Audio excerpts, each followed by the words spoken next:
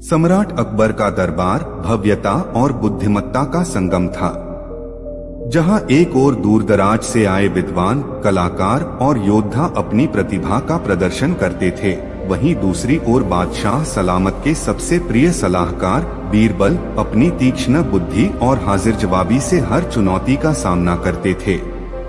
उन्हीं दिनों की बात है जब मुगल साम्राज्य में एक ऐसी घटना घटी जिसने पूरे दरबार को हिला दिया और बीरबल को अपना अब तक का सबसे पेचीदा और रहस्यमयी मास्टर प्लान बनाने पर मजबूर कर दिया।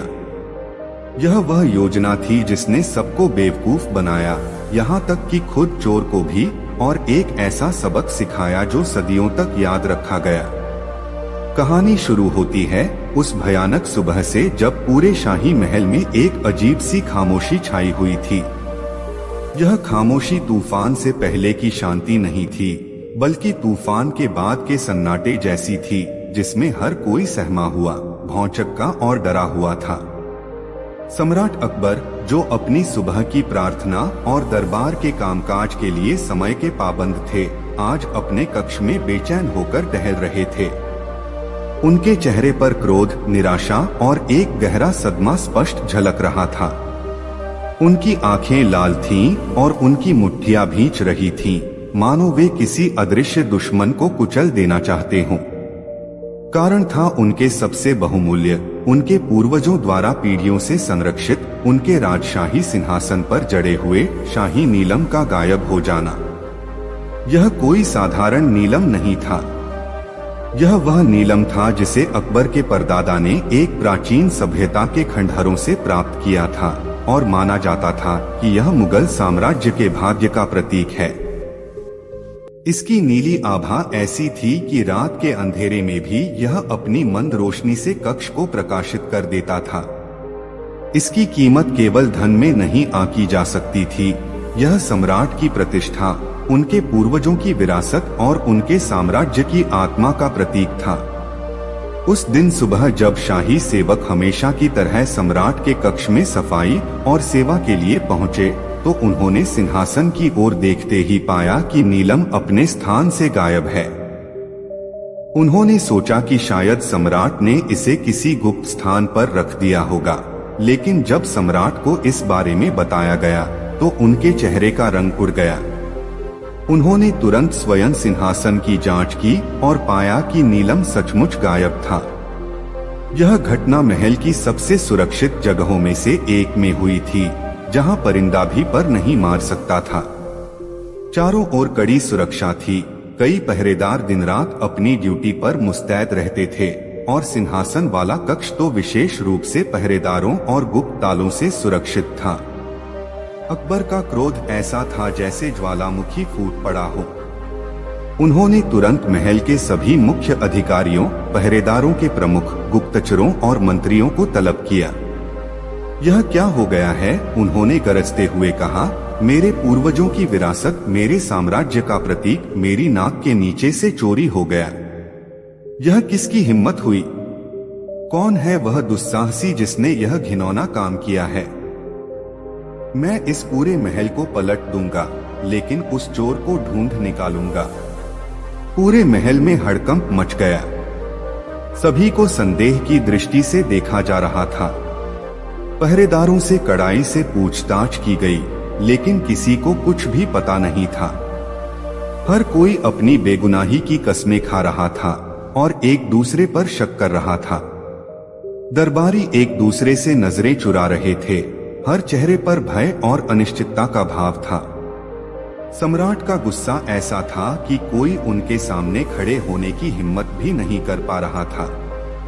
कुछ ही समय में महल के भीतर एक अजीब सा डर का माहौल बन गया, जहां हर परछाई में एक चोर और हर कानाफूसी में एक साजिश नजर आ रही थी।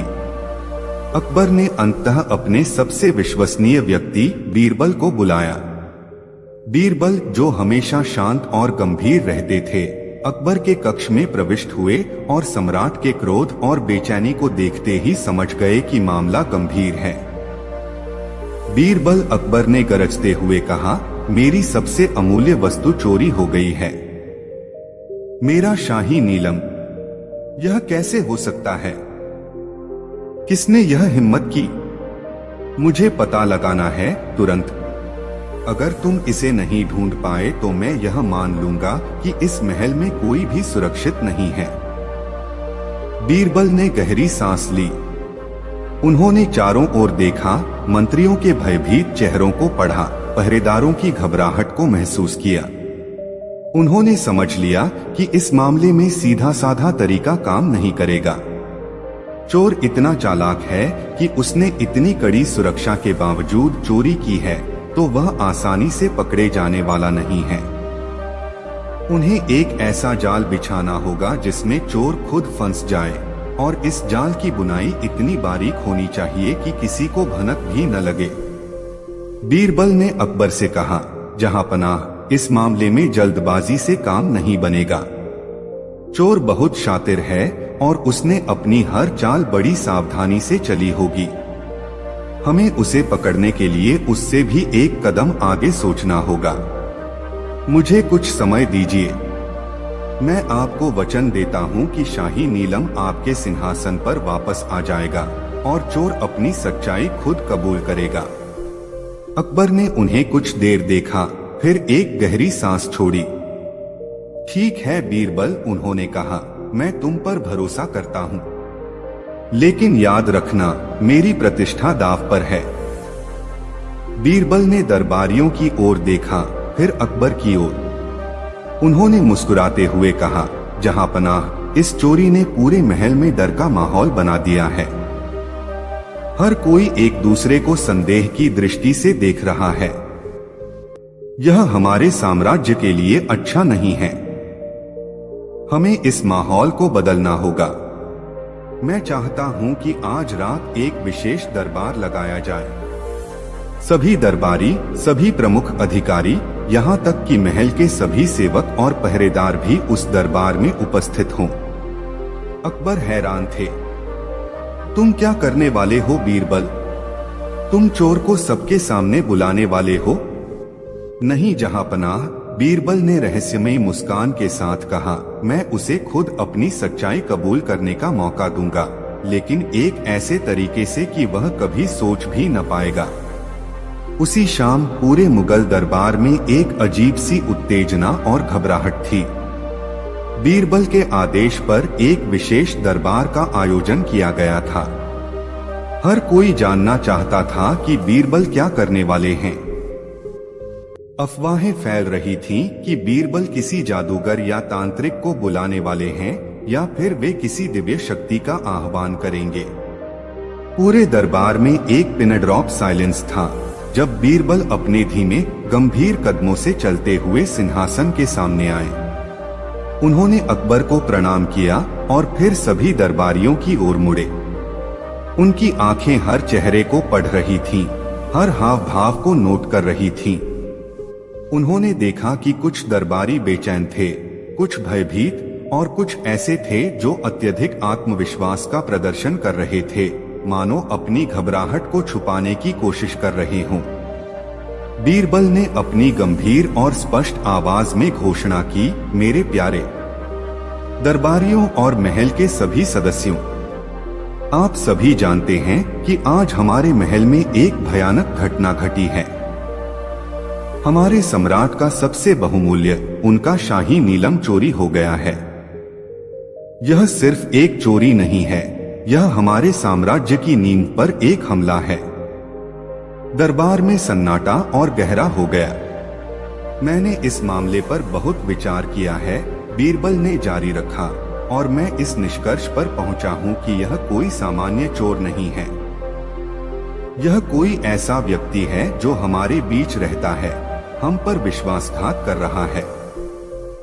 लेकिन चिंता मत कीजिए, मुझे उस चोर का पता चल गया है।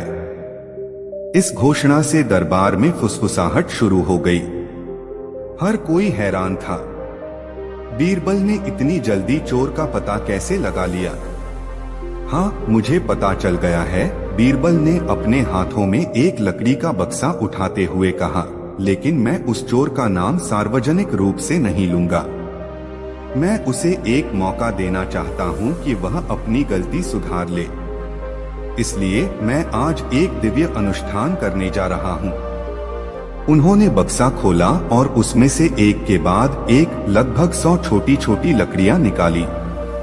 ये लकड़ियां बिल्कुल एक समान थीं, हर एक की लंबाई एक ही अंगुल के बराबर थी और उन्हें विशेष रूप से तराशा गया था। ये कोई साधारण लकड़ियां नहीं हैं। बीरबल ने एक लकड़ी को उठाते हुए कहा, इनमें दिव्य शक्ति है। आज रात आप सभी को इनमें से एक एक लकड़ी अपने साथ ले जानी है। इसे अपने बिस्तर के पास रखें। इस दिव्य शक्ति के प्रभाव से चोर की लकड़ी आज रात ठीक 1 अंगुल लंबी हो जाएगी। दरबार में एक गहरा सन्नाटा छा गया। अकबर भी हैरान थे। यह बीरबल क्या कह रहे हैं? लकड़ियां कैसे लंबी हो सकती हैं? लेकिन बीरबल का आत्मविश्वास ऐसा था कि कोई उन पर शक करने की हिम्मत नहीं कर पा रहा था। हाँ, बीरबल ने दोहराया, ठीक 1 अंगुल लंबी। जो कोई भी चोर होगा उसकी लकड़ी कल सुबह तक 1 अंगुल लंबी हो जाएगी। जो निर्दोष हैं, उनकी लकड़ी वैसी ही रहेगी। कल सुबह आप सभी को अपनी अपनी लकड़ियां लेकर दरबार में उपस्थित होना है। हम हर एक लकड़ी को मापेंगे और इस तरह हमें चोर का पता चल जाएगा।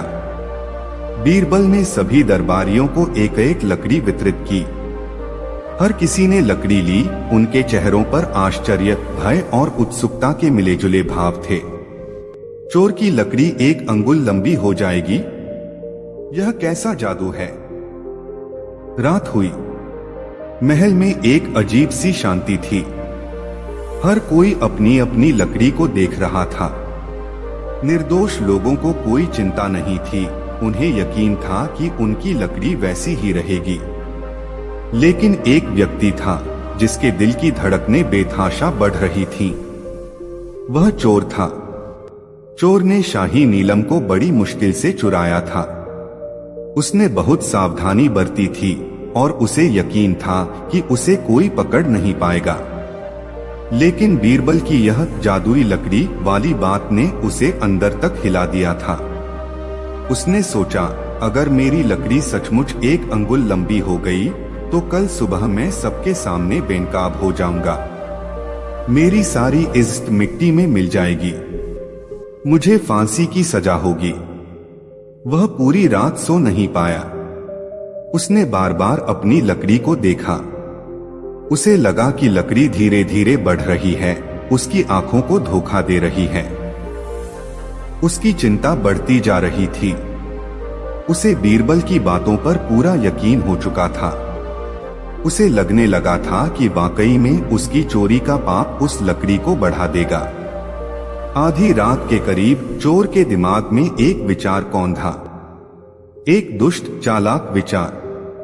उसने सोचा, अगर बीरबल की बात सच है और मेरी लकड़ी 1 अंगुल बढ़ जाएगी तो मैं उसे पहले ही 1 अंगुल छोटा क्यों न कर दूं? फिर जब वह 1 अंगुल बढ़ेगी तो वह वापस अपनी मूल लंबाई पर आ जाएगी और मैं बेदाग बच जाऊंगा। यह विचार उसे बहुत पसंद आया। उसे लगा कि उसने बीरबल को भी बेवकूफ बना दिया है। उसने तुरंत एक छोटा चाकू निकाला और अपनी लकड़ी के एक सिरे से ठीक 1 अंगुल काट दिया। अब उसकी लकड़ी बाकी सभी लकड़ियों से 1 अंगुल छोटी हो गई थी, लेकिन चोर को यकीन था कि सुबह तक वह फिर से बढ़ जाएगी। उसने संतोष की सांस ली और थोड़ी देर के लिए चैन की नींद सो गया। अगली सुबह जब सूरज की पहली किरणें महल पर पड़ी तो सभी दरबारी अपनी अपनी लकड़ियों के साथ दरबार में उपस्थित हुए। हर चेहरे पर उत्सुकता थी कि आखिर बीरबल का यह जादू काम करेगा या नहीं।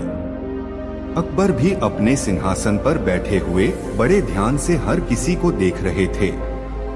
बीरबल अपने शांत और गंभीर हाव भाव के साथ खड़े थे।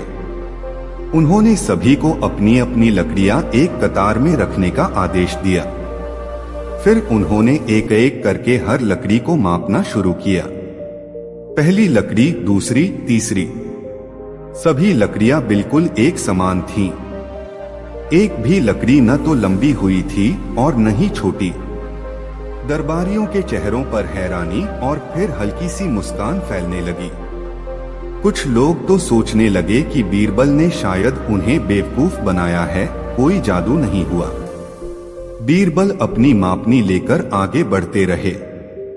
वे हर लकड़ी को बड़ी सावधानी से माप रहे थे, मानो किसी बारीक से बारीक बदलाव को भी पकड़ लेना चाहते हों। और फिर एक क्षण आया जब एक दरबारी ने अपनी लकड़ी सामने रखी। जैसे ही बीरबल ने उस लकड़ी पर अपनी मापनी रखी, उनकी आंखें चमक उठी। उन्होंने उस लकड़ी को उठाया और सबको दिखाया। यह रही वह लकड़ी, बीरबल ने गंभीर स्वर में कहा। यह देखो, यह लकड़ी बाकी सभी लकड़ियों से ठीक 1 अंगुल छोटी है। पूरा दरबार सन्नाटे में डूब गया। सभी ने उस लकड़ी को देखा। हाँ, वह सचमुच छोटी थी। सभी की आंखें उस व्यक्ति पर जा टिकी जिसके हाथ में वह लकड़ी थी। वह व्यक्ति कोई और नहीं बल्कि एक उच्च पदस्थ दरबारी था, जिस पर कोई शक भी नहीं कर सकता था। उसके चेहरे का रंग उड़ चुका था, उसकी आंखें भय से भर गई थीं और उसका माथा पसीने से भीगा हुआ था।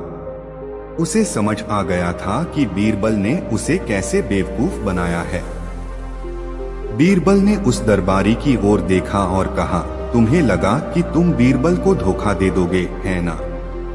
तुम्हें लगा कि तुम अपनी लकड़ी को 1 अंगुल काटकर उसे बढ़ने से रोक लोगे और बच जाओगे। लेकिन यह लकड़ी कभी लंबी होने वाली थी ही नहीं। यह सिर्फ एक चाल थी ताकि चोर खुद अपनी चोरी को कबूल कर ले। दरबारी पूरी तरह टूट चुका था। उसने बीरबल के चरणों में गिरकर माफी मांगी और अपना गुनाह कबूल कर लिया।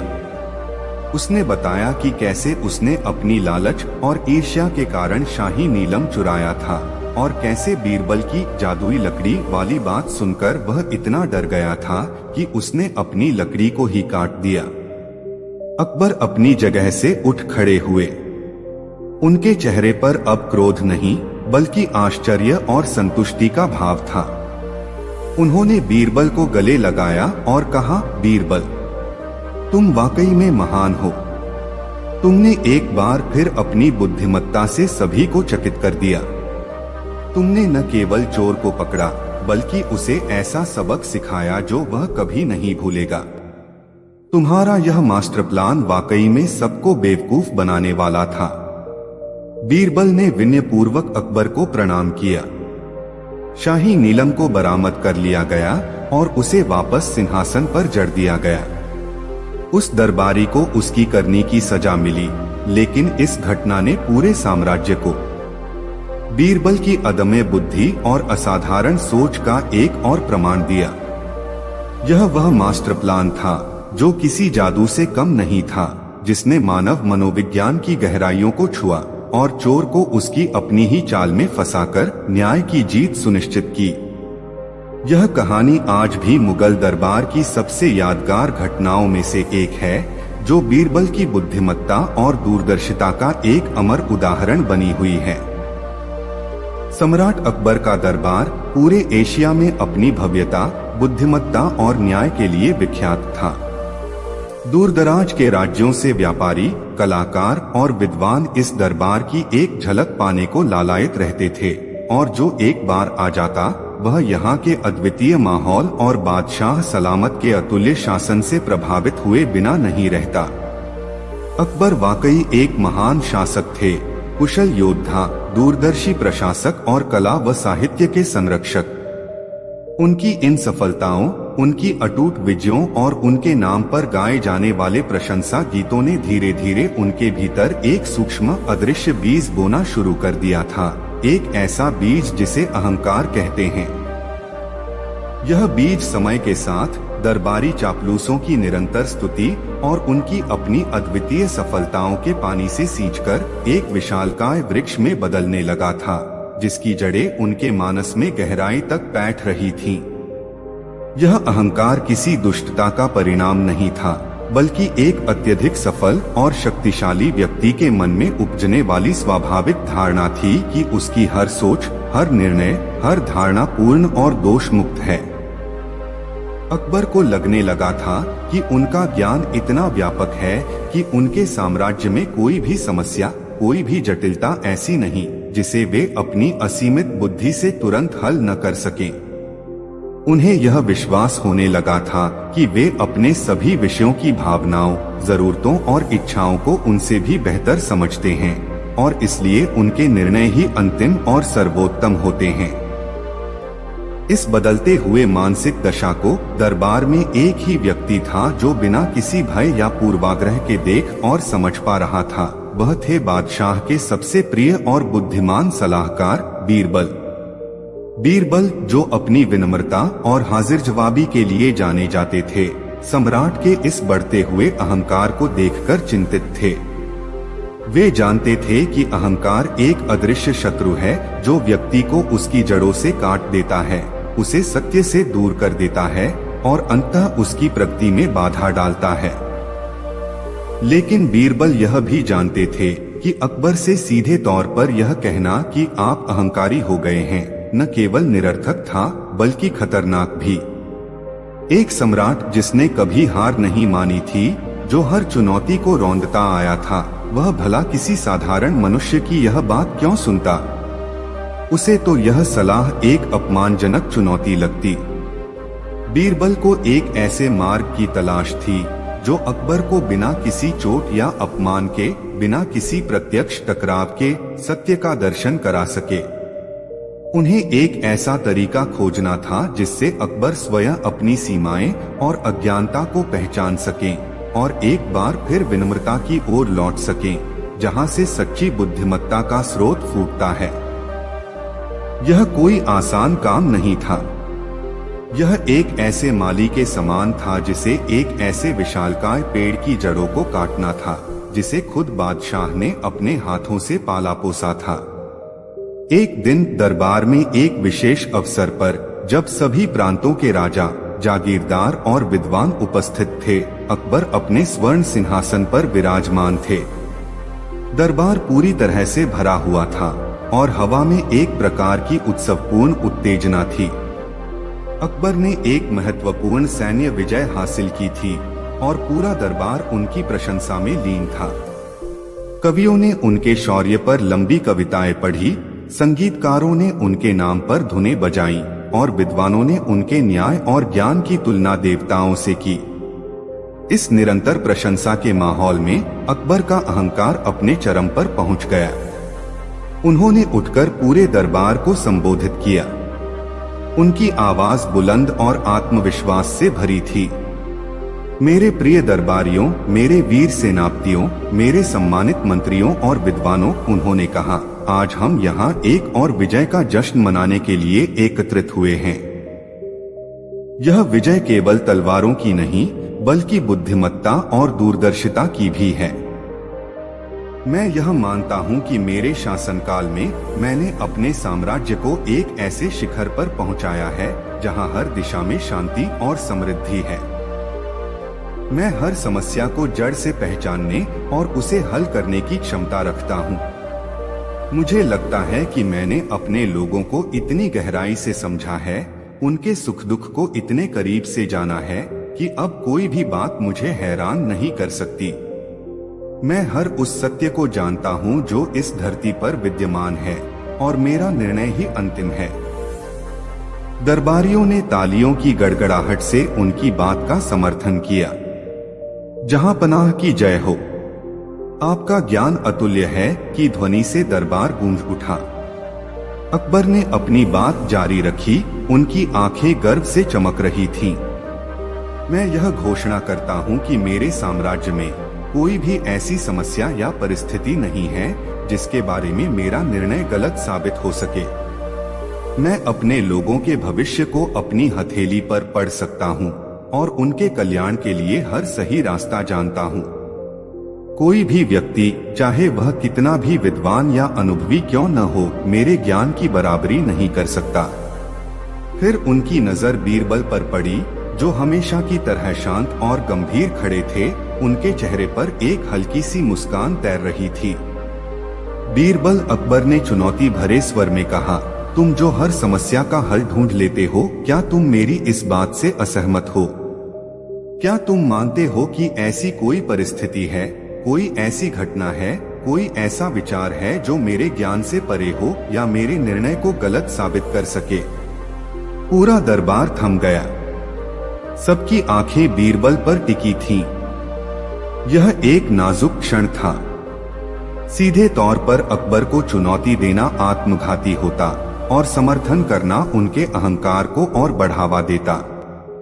बीरबल ने विनम्रता से सिर झुकाया। उनकी आवाज हमेशा की तरह शांत और मधुर थी, जिसमें कोई कड़वाहट या चुनौती का भाव नहीं था। जहां पनाह, उन्होंने कहा, आपका ज्ञान वाकई अथाह है और आपका शासन न्यायपूर्ण है।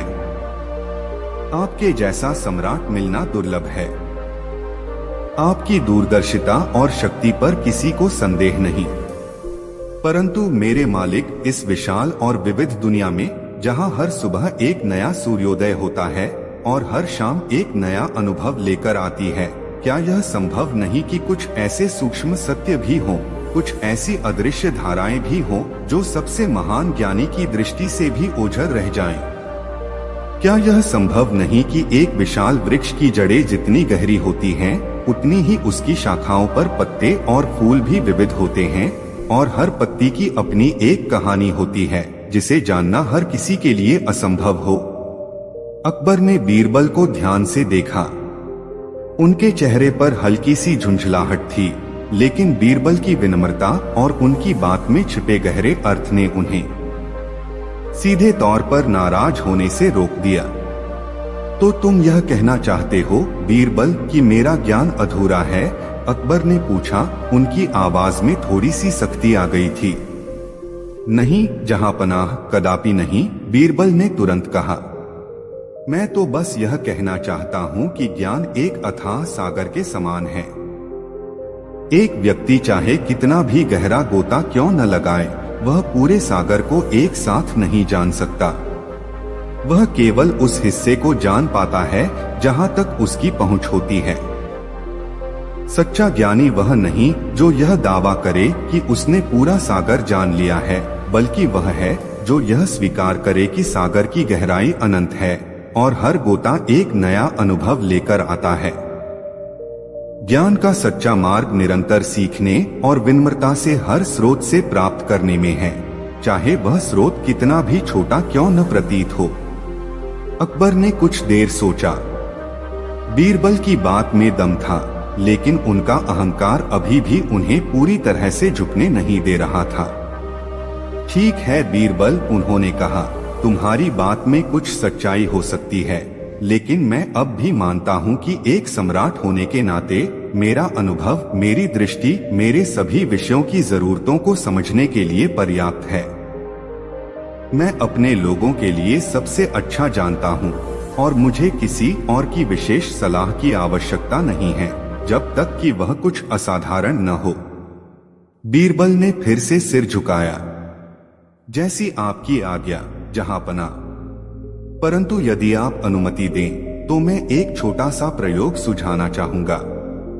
यह हमें यह समझने में मदद करेगा कि क्या वाकई आपका ज्ञान इतना सर्वव्यापी है कि वह हर व्यक्ति की छोटी से छोटी जरूरत और उसकी सबसे गहरी भावना को भी पहचान सके। अकबर उत्सुक हुए। बताओ बीरबल, क्या प्रयोग है? जहांपनाह, बीरबल ने कहा, हमारा साम्राज्य विशाल है और इसमें अनगिनत प्रकार के लोग रहते हैं। किसान, व्यापारी, कारीगर, सैनिक, चरवाहे, विद्वान, यहाँ तक कि बंजारों और खानाबदोशों के समूह भी। हर व्यक्ति की अपनी एक दुनिया है, अपनी मान्यताएं हैं, अपनी चुनौतियां और अपनी खुशियां हैं। मैं चाहता हूं कि हम साम्राज्य के सबसे दूरदराज के कोनों से, हर तबके और हर व्यवसाय से कुछ साधारण लोगों को यहाँ दरबार में बुलाएं। उनसे बात करें, उनकी कहानियां सुनें और देखें कि क्या आप उनकी हर समस्या का समाधान, उनकी हर भावना की गहराई और उनके जीवन के हर पहलू को इतनी आसानी से पहचान पाते हैं जितना आप समझते हैं। अकबर को यह विचार दिलचस्प लगा। उन्हें लगा कि यह उनके ज्ञान का प्रदर्शन करने का एक और अवसर होगा। ठीक है बीरबल, उन्होंने मुस्कुराते हुए कहा, यह एक अच्छा विचार है। उन्हें बुलाओ, मैं उन्हें दिखाऊंगा कि एक सम्राट का ज्ञान कितना गहरा होता है। मैं उनके हर प्रश्न का उत्तर दूंगा, उनकी हर समस्या का समाधान करूंगा और उन्हें यह महसूस कराऊंगा कि उनका सम्राट कितना समझदार और अनुभवी है। अगले कुछ हफ्तों में बीरबल ने अपने गुप्तचरों और विश्वसनीय दूतों को साम्राज्य के कोने कोने में भेजा। वे सिर्फ धनी या प्रभावशाली लोगों को नहीं, बल्कि सबसे साधारण और अनसुने लोगों को दरबार में लाने का आदेश लेकर गए। वे एक पहाड़ी गांव से एक वृद्ध चरवाहे को लाए जो कभी अपने गांव से बाहर नहीं निकला था। वे एक दूरदराज के जंगल से एक लकड़हारे को लाए जिसने कभी महल की चकाचौंध नहीं देखी थी। वे एक छोटे से गांव की एक सीधी सादी बुनकर महिला को लाए जिसकी कला और सादगी अनूठी थी। वे एक बंजारन को लाए जिसके पास केवल उसके अनुभव और कुछ गीत थे। एक किसान, एक मछुआरा, एक मिट्टी के बर्तन बनाने वाला, ऐसे लगभग 20 लोग दरबार में एकत्रित हुए जो कभी सपने में भी नहीं सोच सकते थे कि वे सम्राट के सामने खड़े होंगे। इन सभी लोगों को दरबार में लाया गया। वे सभी घबराए हुए थे, उनके चेहरे पर भय और विस्मय के भाव थे। अकबर ने उन्हें देखा और उनके मन में एक हल्की सी हंसी आई। ये साधारण लोग मेरे सामने क्या समस्याएं लाएंगे, उन्होंने सोचा, इनकी दुनिया कितनी छोटी होगी। मैं तो इनकी हर बात को एक पल में समझ जाऊंगा। पहला व्यक्ति एक वृद्ध किसान था जिसके हाथ मिट्टी से सने हुए थे और चेहरा धूप से झुलसा हुआ था। अकबर ने उससे पूछा, बताओ हे किसान, तुम्हारे जीवन की सबसे बड़ी समस्या क्या है? मैं तुम्हें अवश्य राह दिखाऊंगा। किसान ने कांपते हुए कहा, जहांपनाह, मेरी सबसे बड़ी समस्या यह है कि इस साल बारिश बहुत कम हुई है और मेरी फसल सूख रही है। मैंने अपनी पूरी जमा पूंजी इस फसल में लगा दी थी। अब मुझे डर है कि मेरे बच्चे भूखे मरेंगे। अकबर ने तुरंत कहा, यह तो कोई बड़ी बात नहीं। मैं अभी आदेश देता हूँ कि तुम्हारे गांव में नहर से पानी पहुँचाया जाए और तुम्हें शाही खजाने से कुछ धन भी दिया जाए ताकि तुम अगले साल फिर से बुवाई कर सको। किसान ने राहत की सांस ली और अकबर को आशीर्वाद दिया। अकबर मुस्कुराए, उन्हें लगा कि उन्होंने आसानी से समस्या का समाधान कर दिया है। अगले व्यक्ति एक चरवाहा था। अकबर ने उससे पूछा, तुमने तो पूरा जीवन भेड़ों और पहाड़ों में बिताया है, तुम्हारे जीवन में क्या चुनौती हो सकती है? चरवाहे ने अपनी भेड़ चाल से कहा, जहांपनाह, मेरी चुनौती भेड़ों को पालना नहीं, बल्कि यह समझना है कि जब मैं अपने पहाड़ पर अकेला होता हूँ तो मैं अपने अंदर एक अजीब सी शांति और खुशी महसूस करता हूँ, लेकिन जब मैं शहर में आता हूँ तो यह शांति कहीं खो जाती है। मुझे समझ नहीं आता कि सच्ची खुशी कहाँ है। अकबर ने गंभीरता से उत्तर दिया, सच्ची खुशी धन और शक्ति में है चरवाहे। अगर तुम्हारे पास पर्याप्त धन होता तो तुम शहर में भी खुश रह पाते।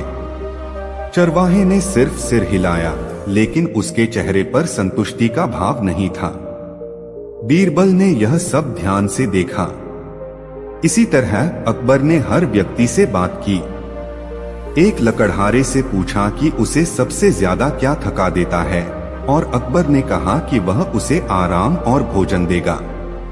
एक बुनकर महिला से पूछा कि उसे अपनी कला में क्या सबसे मुश्किल लगता है और अकबर ने कहा कि वह उसे बेहतरीन रेशम और सबसे कुशल कारीगर देगा। अकबर हर समस्या का समाधान अपनी शक्ति, अपने धन या अपने साम्राज्य के संसाधनों से कर रहे थे। उन्हें लग रहा था कि वे हर व्यक्ति को संतुष्ट कर रहे हैं और यह साबित कर रहे हैं कि उनका ज्ञान वास्तव में सर्वव्यापी है। जब यह सिलसिला खत्म हुआ तो अकबर गर्व से मुस्कुराए। उन्होंने दरबारियों की ओर देखा, फिर बीरबल की ओर। देखो बीरबल, उन्होंने कहा, क्या मैंने हर समस्या का समाधान नहीं किया? क्या मैंने इन सभी लोगों की हर जरूरत को नहीं समझा? मेरी अंतर्दृष्टि ने उन्हें तुरंत पहचान लिया और मैंने उन्हें तुरंत राहत दी। क्या तुम्हें अब भी लगता है कि मेरा ज्ञान अधूरा है? बीरबल ने फिर से विनम्रता से सिर झुकाया। जहां पनाह, उन्होंने कहा, आपने अवश्य ही इन लोगों की आर्थिक समस्याओं और भौतिक जरूरतों का समाधान किया है और इसके लिए आप बधाई के पात्र हैं। आपकी दयालुता और उदारता अतुल्य है। परंतु क्या आपने उनकी सबसे गहरी भावनाओं को, उनके उन विचारों को भी समझा जो उनकी आंखों में छिपे थे, उनकी आवाज की काप में छिपे थे और जिन्हें वे पूरी तरह व्यक्त नहीं कर सके? अकबर को बीरबल की बात थोड़ी अटपटी लगी।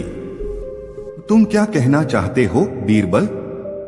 मैंने उनकी हर बात सुनी और उन्हें संतुष्ट किया। जहां पनाह, बीरबल ने कहा, मुझे एक और छोटा सा अनुरोध है।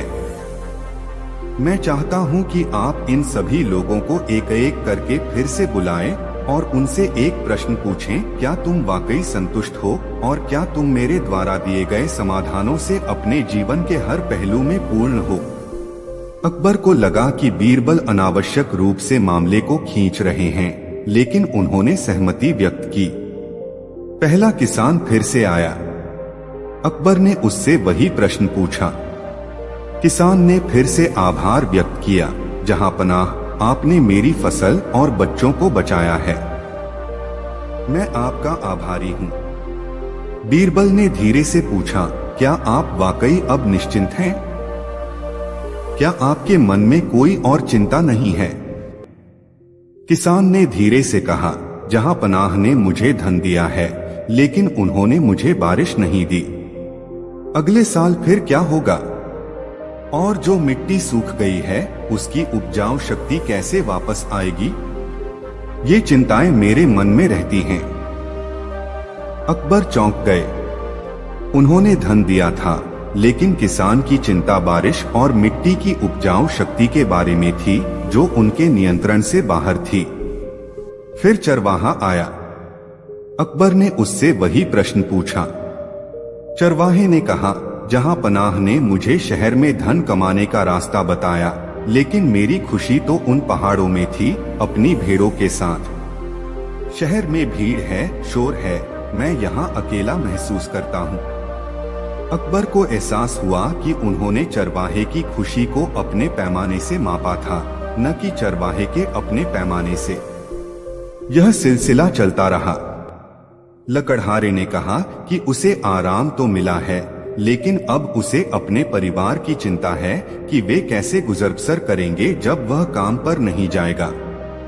बुनकर महिला ने कहा कि उसे महंगे रेशम तो मिले हैं, लेकिन उसकी अपनी कला की पहचान, जो उसकी सादगी में थी, वह कहीं खो गई है। बंजारन ने कहा कि उसे रहने के लिए घर तो मिल सकता है, लेकिन वह अपनी आजादी और खुले आसमान की चाहत को नहीं छोड़ सकती। अकबर ने देखा कि उनके द्वारा दिए गए हर समाधान ने एक नई गहरी चिंता या एक अनकही इच्छा को जन्म दिया था, जिसे उन्होंने अपनी प्रारंभिक बातचीत में पूरी तरह से अनदेखा कर दिया था। उन्हें महसूस हुआ कि वे केवल ऊपरी सतह की समस्याओं को हल कर रहे थे, लेकिन व्यक्ति की आत्मा की गहराइयों में छिपे हुए सत्य को छू भी नहीं पाए थे। उनकी समाधानों ने भौतिक राहत तो दी थी, लेकिन मानसिक या आत्मिक संतुष्टि नहीं दी थी। अकबर का अहंकार धीरे धीरे दरकना शुरू हो गया था। उनके चेहरे पर पहले का गर्व अब चिंता और आत्मचिंतन में बदल रहा था। वे हर उस व्यक्ति की ओर देख रहे थे जिसकी समस्या को उन्होंने इतनी आसानी से हल करने का दावा किया था, और अब उन्हें समझ आ रहा था कि उनकी सर्वज्ञता कितनी अधूरी थी। जब आखिरी व्यक्ति भी अपनी अनकही भावनाएं व्यक्त करके चला गया, तो दरबार में एक अजीब सी खामोशी छा गई। अकबर ने बीरबल की ओर देखा। उनकी आंखें अब विनम्रता से भरी हुई थीं, उनमें कोई क्रोध या झुंझलाहट नहीं थी। बीरबल ने इस बार भी अपनी आवाज में कोई विजयी भाव नहीं आने दिया। उन्होंने धीरे से कहा, जहां पनाह, यह दुनिया एक विशाल और जटिल ताने बाने की तरह है। हर धागा अपनी जगह पर महत्वपूर्ण है और हर धागे का अपना एक रंग और बनावट है। हम चाहे कितने भी महान क्यों न हो, हम कभी भी हर धागे की कहानी को पूरी तरह से नहीं जान सकते। एक राजा का काम केवल तलवारों से युद्ध जीतना या शाही खजाने से दान देना नहीं है, बल्कि अपने लोगों की सबसे छोटी आवाज को भी सुनना है, उनकी अनकही कहानियों को समझना है और यह पहचानना है कि हर व्यक्ति की खुशी और समस्या का पैमाना अलग होता है। बीरबल ने आगे कहा, बुद्धिमत्ता का अर्थ यह नहीं कि हम सब कुछ जाने, बल्कि यह है कि हम यह स्वीकार करें कि हम सब कुछ नहीं जान सकते। बुद्धिमत्ता यह नहीं कि हम हर प्रश्न का उत्तर दें, बल्कि यह है कि हम सही प्रश्न पूछना सीखें और हर व्यक्ति की अद्वितीयता का सम्मान करें। एक सच्चे सम्राट की महानता इस बात में नहीं कि वह खुद को सबसे ज्ञानी समझे, बल्कि इस बात में है कि वह हर स्रोत से ज्ञान प्राप्त करने के लिए विनम्र और खुला रहे, चाहे वह स्रोत एक साधारण किसान ही क्यों न हो। बीरबल ने अपनी बात समाप्त की और सिर झुकाकर चुपचाप खड़े हो गए। दरबार में पूरी तरह सन्नाटा था। सभी दरबारी, मंत्री और यहाँ तक कि खुद अकबर भी बीरबल की बातों की गहराई और सत्यता से अभिभूत थे। अकबर के मन में अहंकार का विशालकाय वृक्ष अब धीरे धीरे ढह रहा था और उसकी जगह विनम्रता और सच्ची समझ के छोटे छोटे अंकुर फूट रहे थे। अकबर अपने सिंहासन से उठे। उन्होंने धीरे धीरे बीरबल की ओर कदम बढ़ाए। उनके चेहरे पर अब कोई गर्व नहीं था, केवल एक गहरी समझ और पश्चाताप का भाव था। उन्होंने बीरबल के कंधे पर हाथ रखा और कहा, बीरबल मेरे दोस्त, तुमने आज मुझे एक ऐसा पाठ पढ़ाया है जो मेरे जीवन की सभी सैन्य विजयों और शाही घोषणाओं से कहीं अधिक महत्वपूर्ण है। मेरा अहंकार मुझे अंधा कर रहा था और मैं यह मानने लगा था कि मेरा ज्ञान ही अंतिम सत्य है। मैंने अपने लोगों की वास्तविकताओं को अपनी दृष्टि के संकीर्ण दायरे से देखने की कोशिश की और इस प्रक्रिया में उनकी अनकही वेदनाओं और वास्तविक खुशियों को अनदेखा कर दिया। अकबर ने एक गहरी सांस ली। तुम सही कहते हो बीरबल।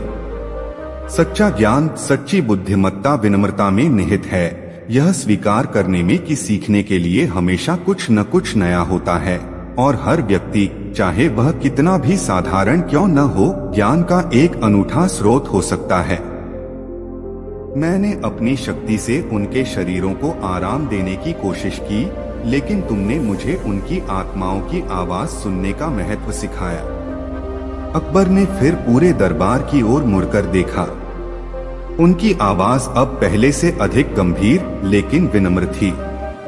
मेरे प्रिय दरबारियों और प्रजाजन, उन्होंने कहा, आज मैंने बीरबल से एक अमूल्य सबक सीखा है।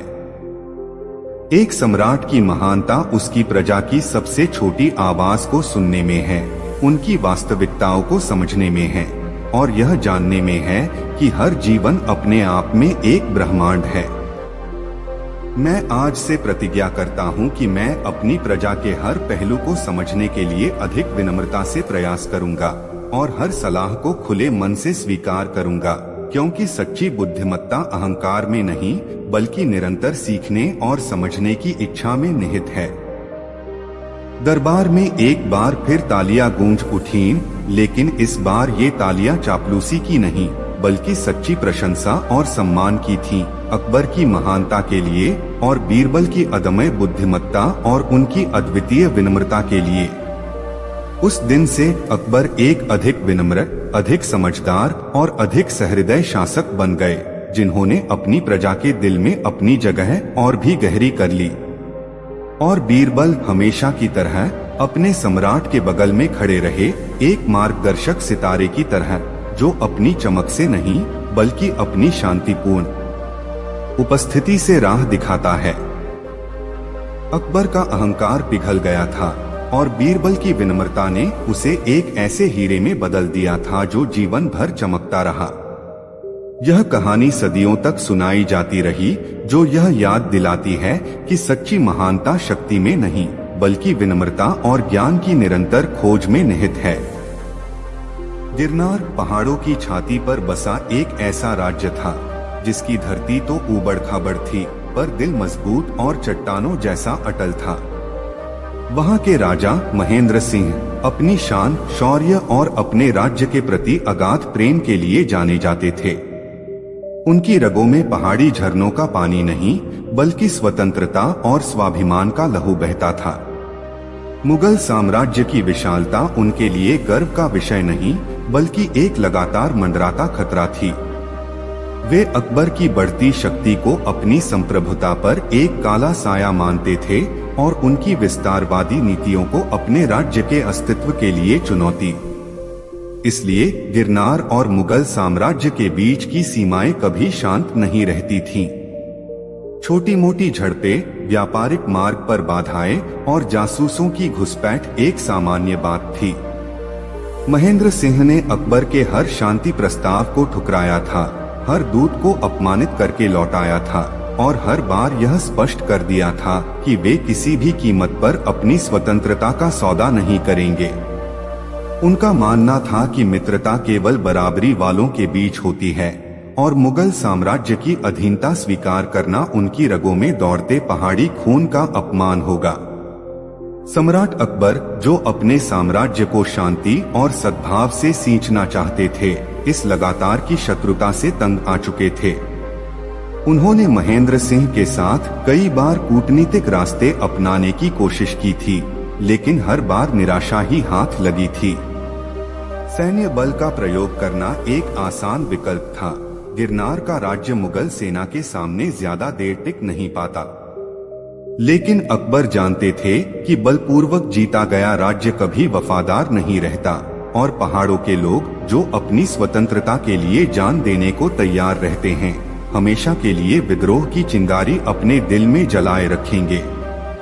अकबर चाहते थे एक सच्चा, स्थायी संबंध, एक ऐसा पुल जो दोनों राज्यों को समृद्धि और शांति से जोड़ सके, न कि एक तलवार जो खून बहाकर सिर्फ एक अस्थायी जीत हासिल करे।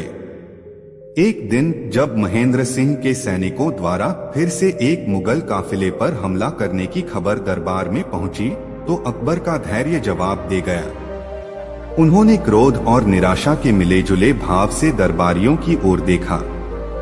कब तक चलेगा यह सब, उन्होंने गरजते हुए कहा। महेंद्र सिंह अपने अहंकार में इतना चूर है कि उसे शांति की कीमत समझ नहीं आती। मैंने हर तरह से उसे मनाने की कोशिश की, लेकिन वह मानता ही नहीं। क्या अब युद्ध ही एकमात्र विकल्प बचा है? क्या हम उस पहाड़ी राज्य को बलपूर्वक अपने अधीन करें और बेवजह खून बहाएं? दरबारी एक दूसरे की ओर देखने लगे। कुछ ने युद्ध की सलाह दी, कुछ ने और कूटनीतिक प्रयास की बात कही, लेकिन किसी के पास कोई ठोस समाधान नहीं था।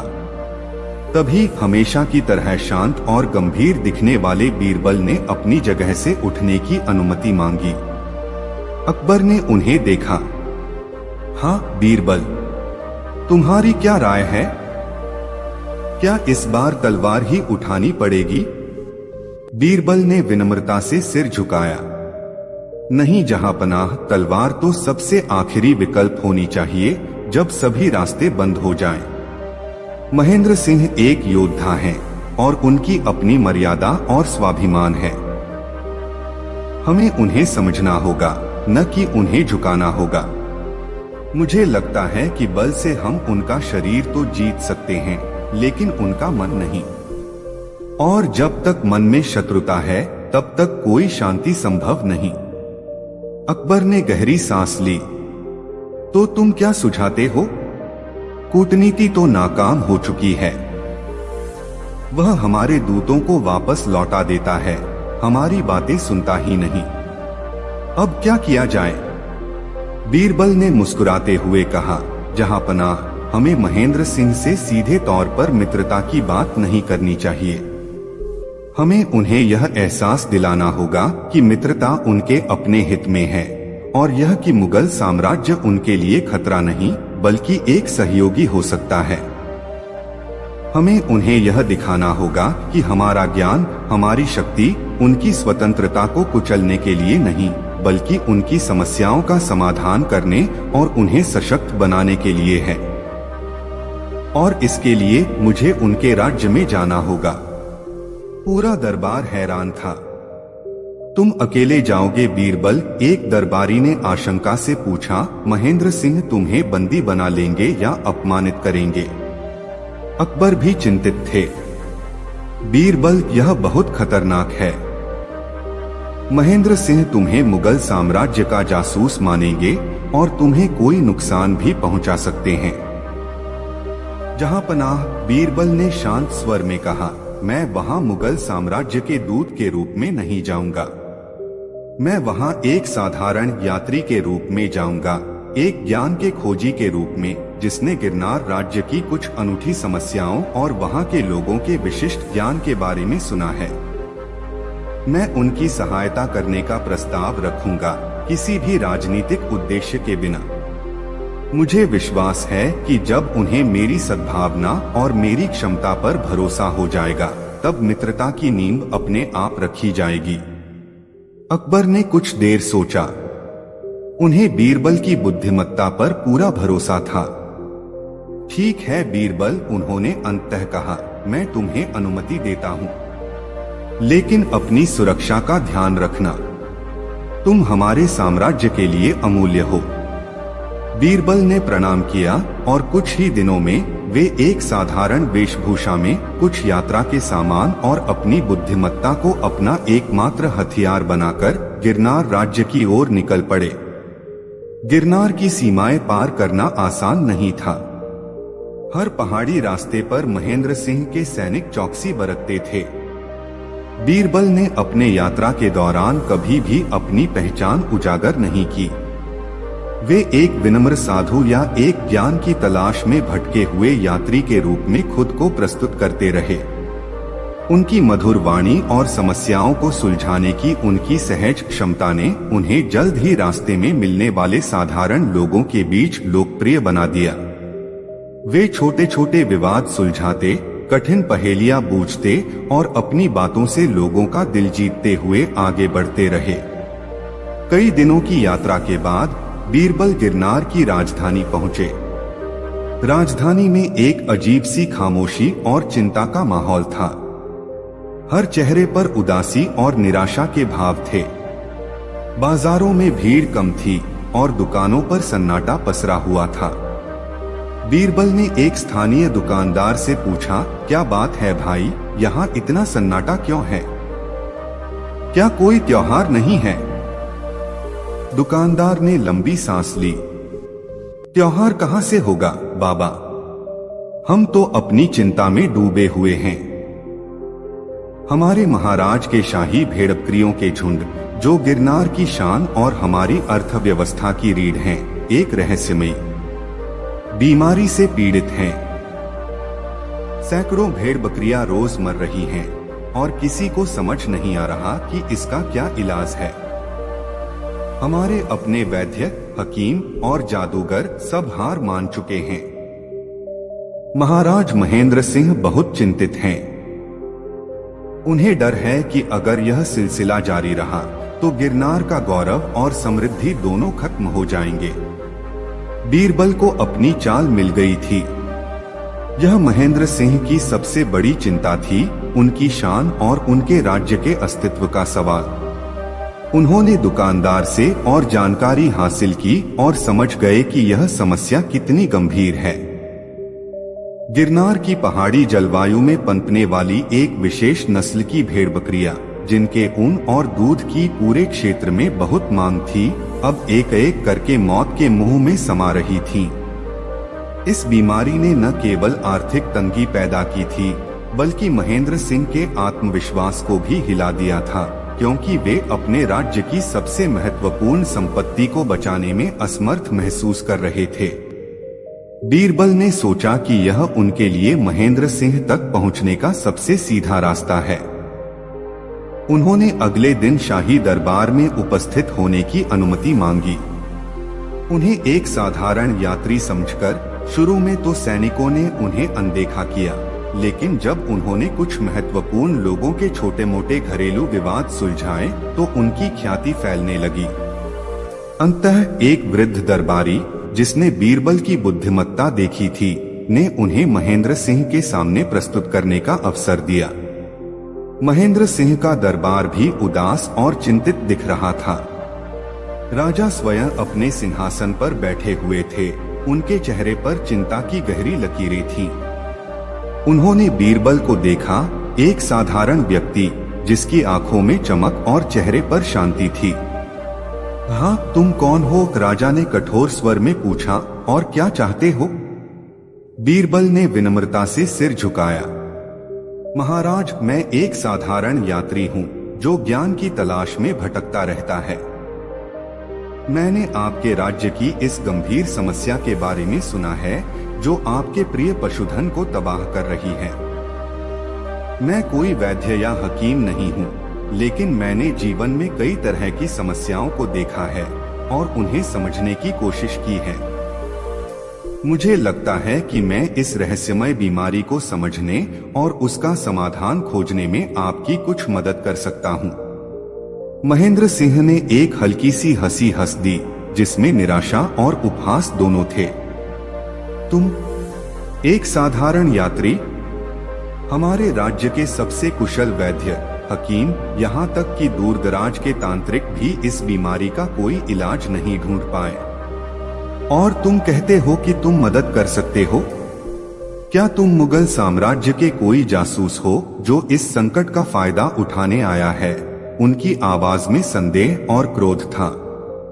महाराज, बीरबल ने शांत स्वर में कहा, मैं किसी साम्राज्य का सेवक नहीं, बल्कि ज्ञान और सत्य का खोजी हूँ।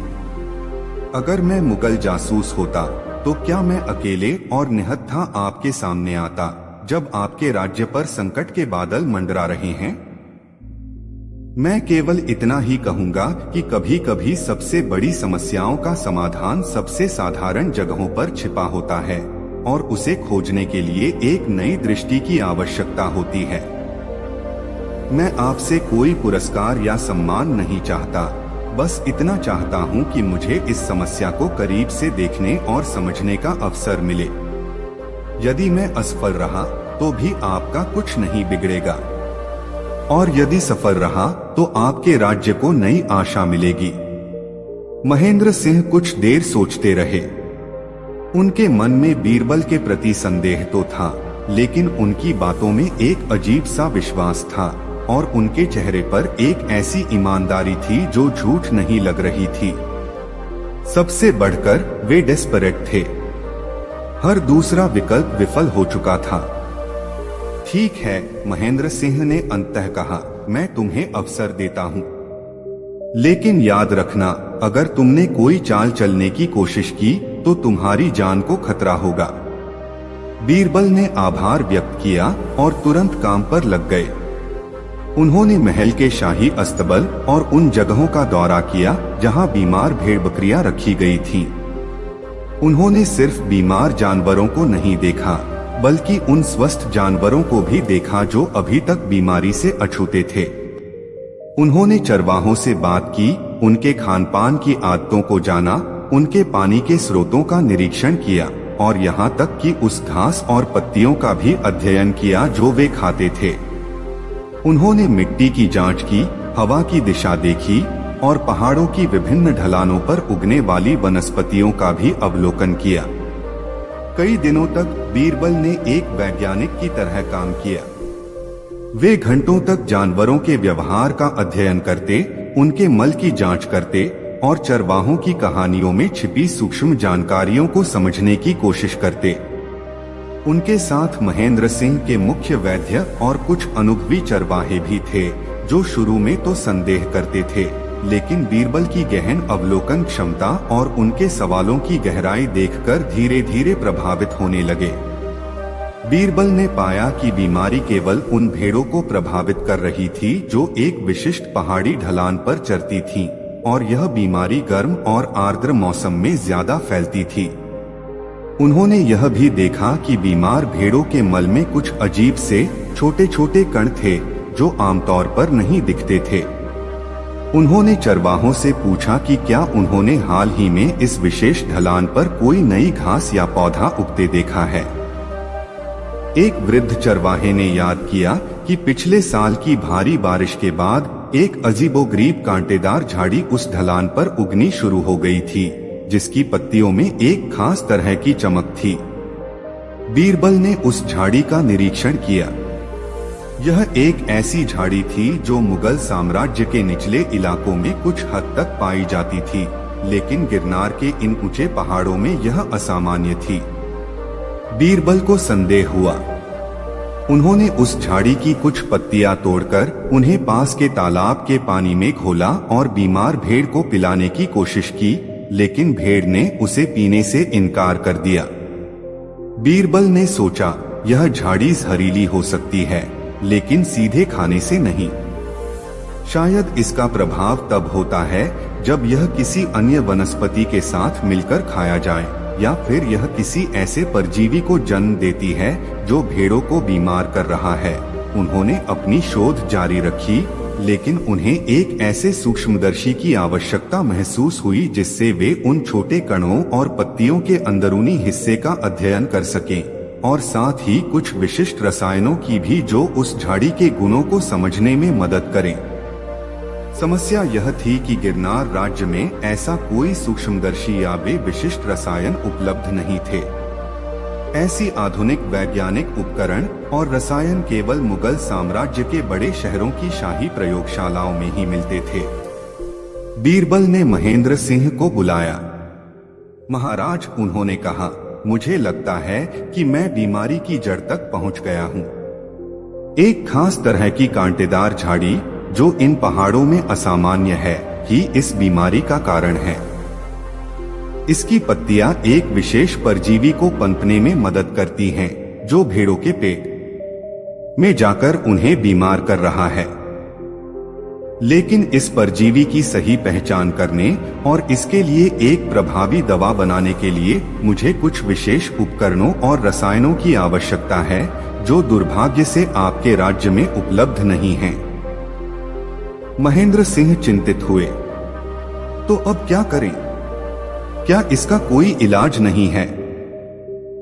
है महाराज, बीरबल ने कहा, लेकिन इसके लिए हमें मुगल साम्राज्य के वैज्ञानिकों और उनकी प्रयोगशालाओं की मदद लेनी होगी। उनके पास ऐसे उपकरण और ज्ञान है जो इस परजीवी को पहचान सकते हैं और उसे खत्म करने के लिए दवा बना सकते हैं। महेंद्र सिंह का चेहरा सख्त हो गया। मुगल साम्राज्य, जिस साम्राज्य से वे हमेशा घृणा करते आए थे, जिससे वे खुद को स्वतंत्र मानते थे, अब उसी से मदद मांगनी पड़ेगी। यह उनके स्वाभिमान पर सीधा हमला था। नहीं, उन्होंने क्रोध से कहा, मैं मुगलों से मदद नहीं मांग सकता।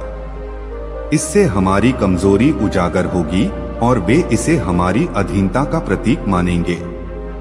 महाराज, बीरबल ने धैर्यपूर्वक समझाया, यह कमजोरी नहीं बल्कि बुद्धिमत्ता है। ज्ञान और सहायता कहीं से भी आए, उसे स्वीकार करना चाहिए। समस्या आपके राज्य की है, और अगर इसका समाधान मुगलों के पास है तो इसमें क्या बुराई है? इसके लिए आपको अधीनता स्वीकार करने की कोई आवश्यकता नहीं। आप केवल वैज्ञानिक सहायता मांगेंगे, जो हर ज्ञानी राजा को करना चाहिए। बल्कि यह आपकी महानता को दर्शाएगा कि आप अपनी प्रजा के हित के लिए अपने व्यक्तिगत विचारों से ऊपर उठ सकते हैं। बीरबल ने आगे कहा, आप हमें बस एक शाही दूत भेजने की अनुमति दें, जो मेरे बताए गए उपकरणों और रसायनों को लेकर आए। हम सीधे बादशाह अकबर से नहीं, बल्कि उनके शाही वैज्ञानिकों से संपर्क करेंगे। इससे आपकी प्रतिष्ठा पर कोई आंच नहीं आएगी, बल्कि यह दिखाएगा कि गिरनार भी ज्ञान और विज्ञान की कदर करता है। महेंद्र सिंह असमंजस में थे। उनकी प्रजा की हालत खराब हो रही थी और यह उनके लिए सबसे बड़ी चिंता थी। बीरबल की बातों में दम था। यह सीधे तौर पर अकबर से संधि नहीं थी, बल्कि एक वैज्ञानिक समस्या के लिए सहायता मांगना था। उन्होंने अपनी प्रजा के कष्ट को अपने अहंकार पर हावी होने दिया। ठीक है, उन्होंने भारी मन से कहा, तुम जो दूध और सामान चाहते हो मैं उसकी व्यवस्था करवाता हूँ, लेकिन अगर इसमें कोई चाल हुई तो तुम अपनी जान से हाथ धो बैठोगे। बीरबल ने मुस्कुराते हुए कहा, जैसी आपकी आज्ञा महाराज। एक गुप्त दूत बीरबल के निर्देशों के साथ आगरा भेजा गया। बीरबल ने उस दूत को पहले ही समझा दिया था कि वह बादशाह अकबर को मेरी यह योजना बताएगा और अकबर को संदेश देगा कि वे महेंद्र सिंह को किसी भी तरह से अपमानित महसूस न कराएं, बल्कि उन्हें यह एहसास दिलाएं कि यह सहायता केवल विज्ञान के प्रति सम्मान के नाते दी जा रही है। अकबर, जो बीरबल की दूरदर्शिता पर पूरा भरोसा करते थे, उनकी योजना को समझ गए। उन्होंने तुरंत एक विशेषज्ञ दल को, जिसमें कुछ अनुभवी वैद्य और एक सूक्ष्मदर्शी और अन्य आवश्यक रसायनों के साथ एक छोटा वैज्ञानिक उपकरण शामिल था, गिरनार भेजने का आदेश दिया। उन्होंने यह भी सुनिश्चित किया कि यह दल पूरी तरह से विनम्रता और सहयोग की भावना से काम करे और किसी भी तरह की राजनीतिक चर्चा से बचे। मुगल दल गिरनार पहुंचा। महेंद्र सिंह ने उनका स्वागत तो किया, लेकिन उनके चेहरे पर अभी भी हिचक और संदेह था। बीरबल ने मुगल वैज्ञानिकों और गिरनार के वैद्यों के बीच तालमेल बिठाया। उन्होंने सबको समझाया कि यह एक संयुक्त प्रयास है। मुगल दल ने सूक्ष्मदर्शी और अन्य उपकरणों का उपयोग करके उस कांटेदार झाड़ी की पत्तियों और भेड़ों के मल में मौजूद परजीवियों की पहचान की। वे एक नए प्रकार के सूक्ष्मजीवी थे जो पहले इस क्षेत्र में नहीं देखे गए थे। मुगल वैज्ञानिकों ने गिरनार के वैद्यों के साथ मिलकर एक ऐसी औषधि विकसित की जिसमें गिरनार में पाई जाने वाली कुछ खास जड़ी बूटियां और मुगल साम्राज्य से लाए गए रसायन शामिल थे। इस प्रक्रिया में गिरनार के वैद्यों ने मुगल वैज्ञानिकों के आधुनिक तरीकों से बहुत कुछ सीखा और मुगल वैज्ञानिकों ने भी गिरनार की स्थानीय जड़ी बूटियों के ज्ञान की सराहना की। यह एक अद्भुत सहयोग था, जहां दोनों पक्ष एक दूसरे से सीख रहे थे। जब औषधि तैयार हुई तो उसे बीमार भेड़ों पर आजमाया गया। कुछ ही दिनों में आश्चर्यजनक रूप से भेड़ों की स्थिति में सुधार होने लगा। बीमारी का प्रसार रुक गया और जो भेड़ें मर रही थीं, वे अब ठीक होने लगी। पूरे गिरनार राज्य में खुशी की लहर दौड़ गई। चरवाहों के चेहरे पर मुस्कान लौट आई और बाजारों में फिर से रौनक छाने लगी।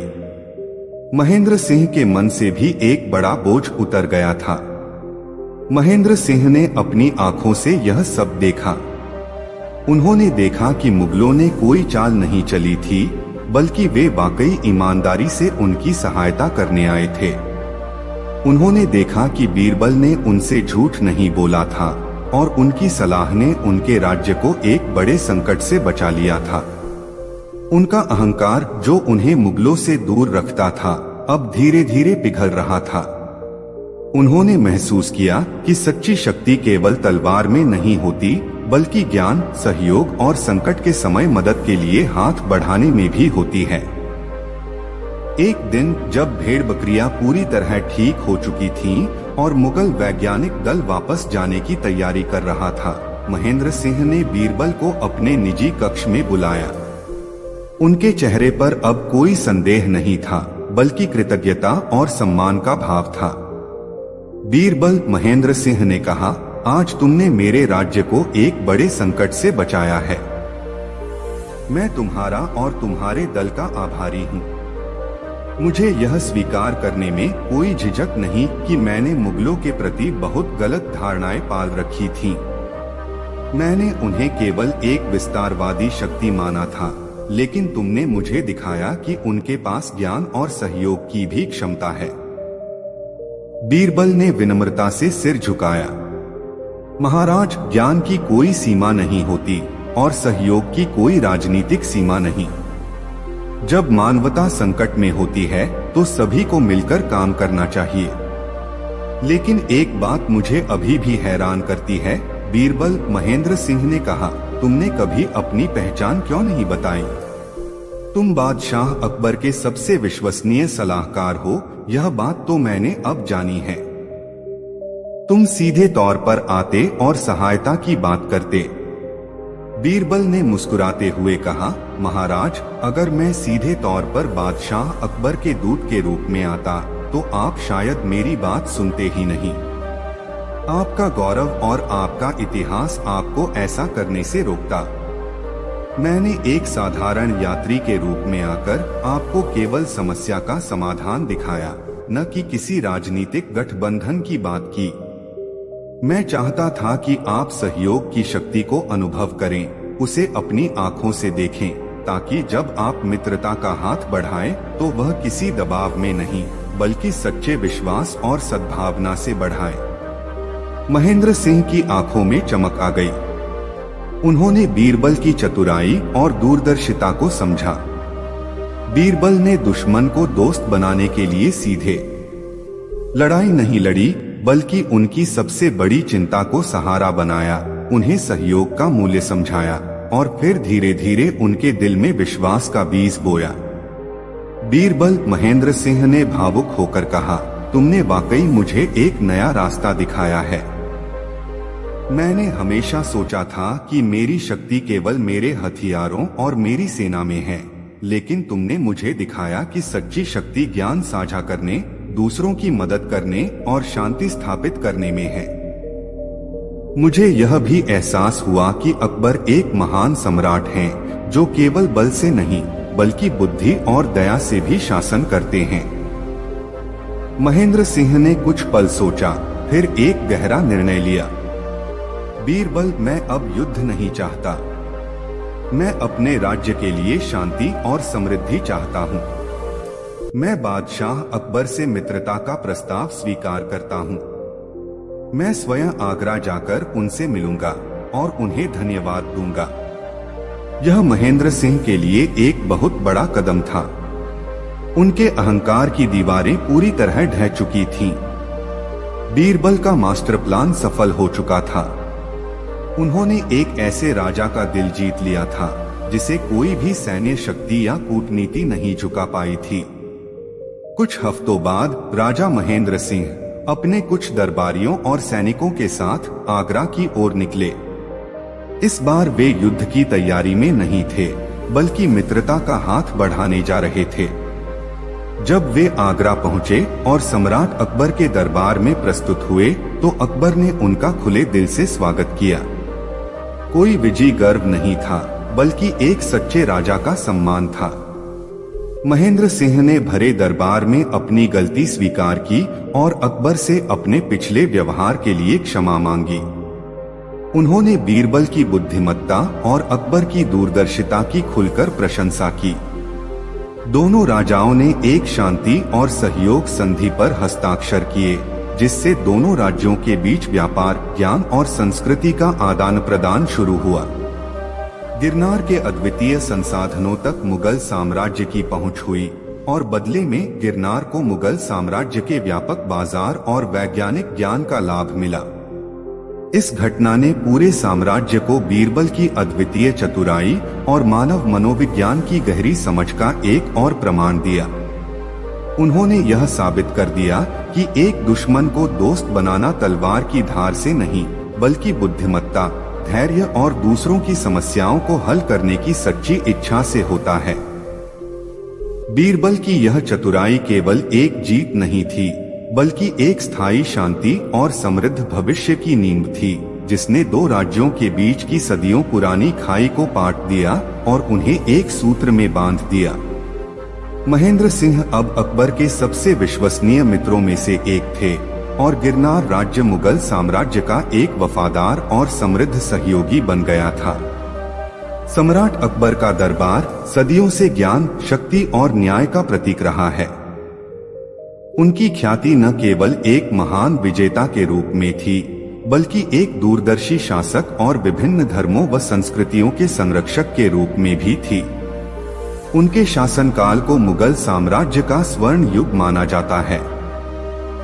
हालांकि इतिहास गवाह है कि बड़े से बड़े सम्राट भी अपनी विशालता और अपनी शक्ति के मद में कभी-कभी ऐसी भूलें कर बैठते हैं जिनका खामियाजा न केवल उन्हें बल्कि उनकी प्रजा को भी भुगतना पड़ता है। अकबर की सबसे बड़ी भूल और फिर बीरबल द्वारा उसका चतुराई से सुधारा जाना मुगल दरबार की सबसे यादगार और महत्वपूर्ण घटनाओं में से एक है। यह कहानी सिर्फ एक भूल को सुधारने की नहीं, बल्कि एक सम्राट के अहंकार और एक बुद्धिमान सलाहकार की विनम्रता व दूरदर्शिता के टकराव की है, जिसने साम्राज्य का भविष्य बदल दिया। कहानी शुरू होती है उस समय से जब सम्राट अकबर अपनी विजय यात्राओं के चरम पर थे। लगातार मिल रही सफलताओं, दूरदराज के राज्यों पर आधिपत्य और अपनी प्रजा से मिल रहे अगाध प्रेम ने उनके भीतर एक सूक्ष्म अहंकार को जन्म दे दिया था। उन्हें यह विश्वास होने लगा था कि उनका हर निर्णय अचूक है, उनकी सोच सर्वोपरि है और उनके ज्ञान से बढ़कर इस धरती पर और कुछ नहीं। इस अहंकारी सोच के साथ ही उनके भीतर एक और विचार पनपने लगा, धर्म की एकता। अकबर, जो स्वयं धार्मिक सहिष्णुता के प्रबल पक्षधर थे, ने दीन-ए-इलाही नामक एक नया धर्म स्थापित करने का प्रयास किया था, जिसका उद्देश्य सभी धर्मों के सर्वोत्तम सिद्धांतों को मिलाकर एक सार्वभौमिक धर्म बनाना था। यह विचार उनके नोबल इंटेंशंस का परिणाम था, लेकिन इसके पीछे उनका एक छिपा हुआ अव्यक्त अहंकार भी था, यह मानना कि वे स्वयं धर्म को परिभाषित कर सकते हैं और उनका बनाया हुआ धर्म ही अंतिम और सर्वोत्तम होगा। दीन-ए-इलाही को दरबार में बहुत कम लोगों ने स्वीकार किया था। बीरबल सहित कुछ ही दरबारी थे जिन्होंने इसे अपनाया, लेकिन यह केवल सम्राट के प्रति उनकी निष्ठा और उनके इनोवेटिव विचारों के प्रति सम्मान का प्रतीक था, न कि किसी सच्चे धार्मिक रूपांतरण का। अधिकांश दरबारी और उलेमा इसे संदिग्ध दृष्टि से देखते थे और प्रजा के बीच तो इसकी कोई पहुंच ही नहीं थी। लेकिन अकबर ने इस असफलता को अपने अहंकार पर एक चोट के रूप में लिया। उन्हें लगा कि उनकी प्रजा उनके ज्ञान और दूरदर्शिता को समझ नहीं पा रही है। इसी दौरान अकबर ने एक और बड़ा निर्णय लिया, जिसने उनकी सबसे बड़ी भूल को जन्म दिया। उन्होंने यह घोषणा की कि अब से उनके साम्राज्य में सभी कानूनी विवादों का निपटारा सीधे सम्राट द्वारा किया जाएगा और किसी भी काजी, मुफ्ती या किसी अन्य धार्मिक या पारंपरिक न्यायाधीश को इस प्रक्रिया में हस्तक्षेप करने की अनुमति नहीं होगी। उनका तर्क था कि सभी काजी और मुफ्ती अपनी अपनी धार्मिक किताबों और संकीर्ण व्याख्याओं में बंधे हुए हैं और वे निष्पक्ष न्याय नहीं दे सकते। उनका मानना था कि केवल सम्राट ही अपनी दिव्य अंतर्दृष्टि और सर्वव्यापी ज्ञान से हर मामले में सच्चा और निष्पक्ष न्याय दे सकते हैं। इस घोषणा से पूरे साम्राज्य में हड़कंप मच गया। काजी और उलेमा, जो सदियों से इस्लामी कानून के संरक्षक थे, क्रोधित और भयभीत थे। हिंदू और अन्य धर्मों के न्यायाधीश भी अपनी शक्तियों से वंचित कर दिए गए थे। प्रजा, जो सदियों से अपने स्थानीय काजी या पंचायत पर भरोसा करती आई थी, अब सीधे सम्राट से न्याय पाने के लिए आगरा आने को मजबूर थी। शुरुआत में तो कुछ लोग इसे एक अच्छा बदलाव मानते थे।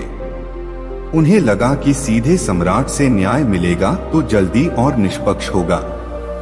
लेकिन जल्द ही यह व्यवस्था चरमराने लगी। आगरा में हजारों लोगों की भीड़ उमड़ने लगी, जो अपने छोटे बड़े विवादों को लेकर न्याय मांगने आते थे। अकबर, जो एक महान सम्राट थे, लेकिन अकेले एक विशाल साम्राज्य के सभी विवादों का निपटारा नहीं कर सकते थे। वह सिर्फ कुछ महत्वपूर्ण मामलों को ही सुन पाते थे। छोटे मोटे झगड़े, जमीनी विवाद, पारिवारिक कलह, चोरी डकैती के मामले सब अनसुने रह जाते थे। न्याय मिलने में देरी होने लगी। महीनों और सालों तक लोग अपने मामलों के निपटारे का इंतजार करते रहते थे। लड़ाई नहीं लड़ी, बल्कि उनकी सबसे बड़ी चिंता को सहारा बनाया, उन्हें सहयोग का मूल्य समझाया और फिर धीरे धीरे उनके दिल में विश्वास का बीज बोया। बीरबल, महेंद्र सिंह ने भावुक होकर कहा, तुमने वाकई मुझे एक नया रास्ता दिखाया है। मैंने हमेशा सोचा था कि मेरी शक्ति केवल मेरे हथियारों और मेरी सेना में है, लेकिन तुमने मुझे दिखाया कि सच्ची शक्ति ज्ञान साझा करने, दूसरों की मदद करने और शांति स्थापित करने में है।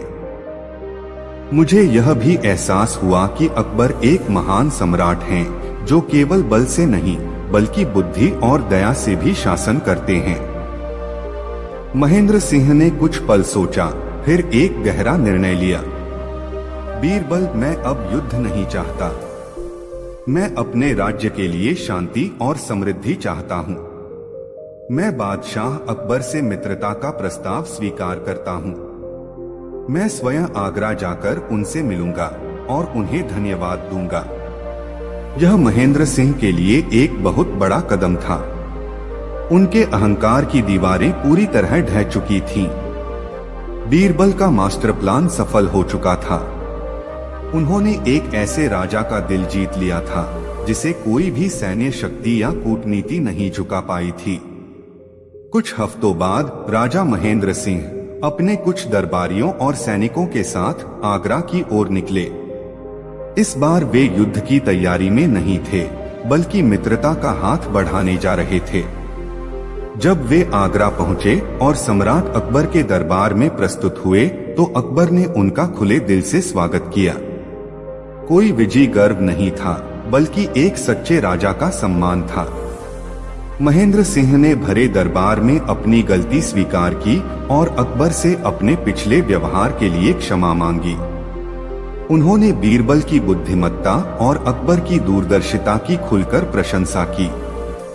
दोनों राजाओं ने एक शांति और सहयोग संधि पर हस्ताक्षर किए, जिससे दोनों राज्यों के बीच व्यापार, ज्ञान और संस्कृति का आदान प्रदान शुरू हुआ।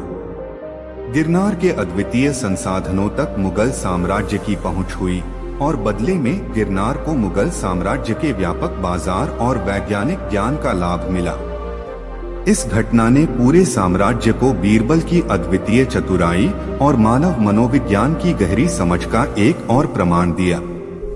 उन्होंने यह साबित कर दिया कि एक दुश्मन को दोस्त बनाना तलवार की धार से नहीं, बल्कि बुद्धिमत्ता, धैर्य और दूसरों की समस्याओं को हल करने की सच्ची इच्छा से होता है।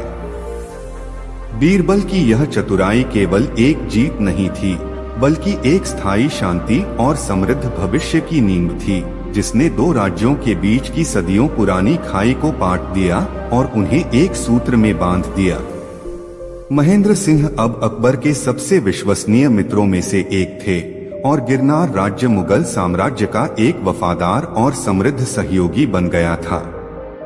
सम्राट अकबर का दरबार सदियों से ज्ञान, शक्ति और न्याय का प्रतीक रहा है।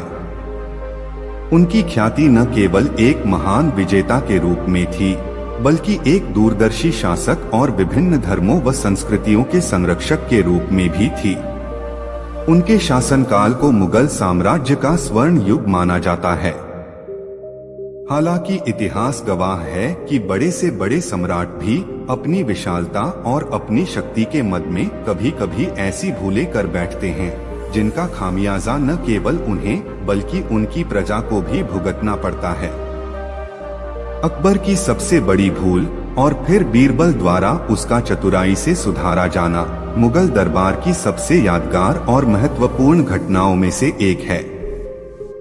यह कहानी सिर्फ एक भूल को सुधारने की नहीं, बल्कि एक सम्राट के अहंकार और एक बुद्धिमान सलाहकार की विनम्रता व दूरदर्शिता के टकराव की है, जिसने साम्राज्य का भविष्य बदल दिया। कहानी शुरू होती है उस समय से जब सम्राट अकबर अपनी विजय यात्राओं के चरम पर थे। लगातार मिल रही सफलताओं, दूरदराज के राज्यों पर आधिपत्य और अपनी प्रजा से मिल रहे अगाध प्रेम ने उनके भीतर एक सूक्ष्म अहंकार को जन्म दे दिया था। उन्हें यह विश्वास होने लगा था कि उनका हर निर्णय अचूक है, उनकी सोच सर्वोपरि है और उनके ज्ञान से बढ़कर इस धरती पर और कुछ नहीं। इस अहंकारी सोच के साथ ही उनके भीतर एक और विचार पनपने लगा, धर्म की एकता। अकबर, जो स्वयं धार्मिक सहिष्णुता के प्रबल पक्षधर थे, ने दीन-ए-इलाही नामक एक नया धर्म स्थापित करने का प्रयास किया था, जिसका उद्देश्य सभी धर्मों के सर्वोत्तम सिद्धांतों को मिलाकर एक सार्वभौमिक धर्म बनाना था। यह विचार उनके नोबल इंटेंशंस का परिणाम था, लेकिन इसके पीछे उनका एक छिपा हुआ अव्यक्त अहंकार भी था, यह मानना कि वे स्वयं धर्म को परिभाषित कर सकते हैं, और उनका बनाया हुआ धर्म ही अंतिम और सर्वोत्तम होगा। दीन इलाही को दरबार में बहुत कम लोगों ने स्वीकार किया था। बीरबल सहित कुछ ही दरबारी थे जिन्होंने इसे अपनाया, लेकिन यह केवल सम्राट के प्रति उनकी निष्ठा और उनके इनोवेटिव विचारों के प्रति सम्मान का प्रतीक था, न कि किसी सच्चे धार्मिक रूपांतरण का। अधिकांश दरबारी और उलेमा इसे संदिग्ध दृष्टि से देखते थे और प्रजा के बीच तो इसकी कोई पहुंच ही नहीं थी। लेकिन अकबर ने इस असफलता को अपने अहंकार पर एक चोट के रूप में लिया। उन्हें लगा कि उनकी प्रजा उनके ज्ञान और दूरदर्शिता को समझ नहीं पा रही है।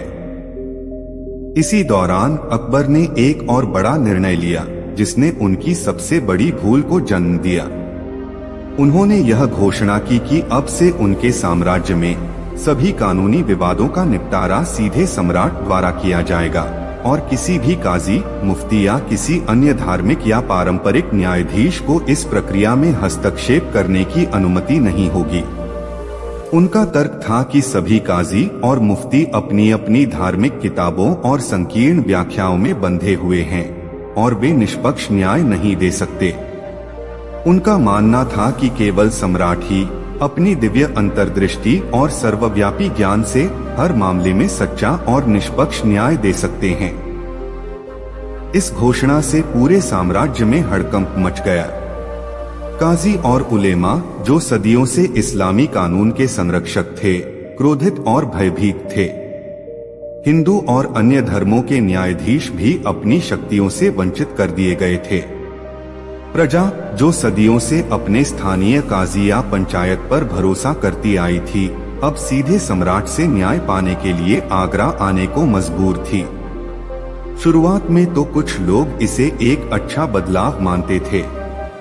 उन्हें लगा कि सीधे सम्राट से न्याय मिलेगा तो जल्दी और निष्पक्ष होगा। लेकिन जल्द ही यह व्यवस्था चरमराने लगी। आगरा में हजारों लोगों की भीड़ उमड़ने लगी जो अपने छोटे बड़े विवादों को लेकर न्याय मांगने आते थे। अकबर, जो एक महान सम्राट थे, लेकिन अकेले एक विशाल साम्राज्य के सभी विवादों का निपटारा नहीं कर सकते थे। वह सिर्फ कुछ महत्वपूर्ण मामलों को ही सुन पाते थे। छोटे मोटे झगड़े, जमीनी विवाद, पारिवारिक कलह, चोरी डकैती के मामले सब अनसुने रह जाते थे। न्याय मिलने में देरी होने लगी। महीनों और सालों तक लोग अपने मामलों के निपटारे का इंतजार करते रहते थे। इसका परिणाम यह हुआ कि पूरे साम्राज्य में अराजकता फैल गई। जहां न्याय नहीं होता, वहां अपराध बढ़ते हैं। लोग अपनी समस्याओं का समाधान खुद करने लगे। कुछ ने कानून को अपने हाथ में ले लिया, कुछ ने शक्तिशाली लोगों से मदद मांगी और कुछ ने हताश होकर न्याय की उम्मीद ही छोड़ दी। व्यापार में भी बाधा आने लगी क्योंकि व्यापारिक विवादों का निपटारा नहीं हो पा रहा था। सबसे बढ़कर प्रजा के मन में सम्राट के प्रति पहले का विश्वास कम होने लगा। उन्हें लगने लगा कि सम्राट ने उन्हें न्याय से वंचित कर दिया है। बीरबल, जो हमेशा अकबर के सबसे करीब थे, इस स्थिति को बहुत गंभीरता से देख रहे थे।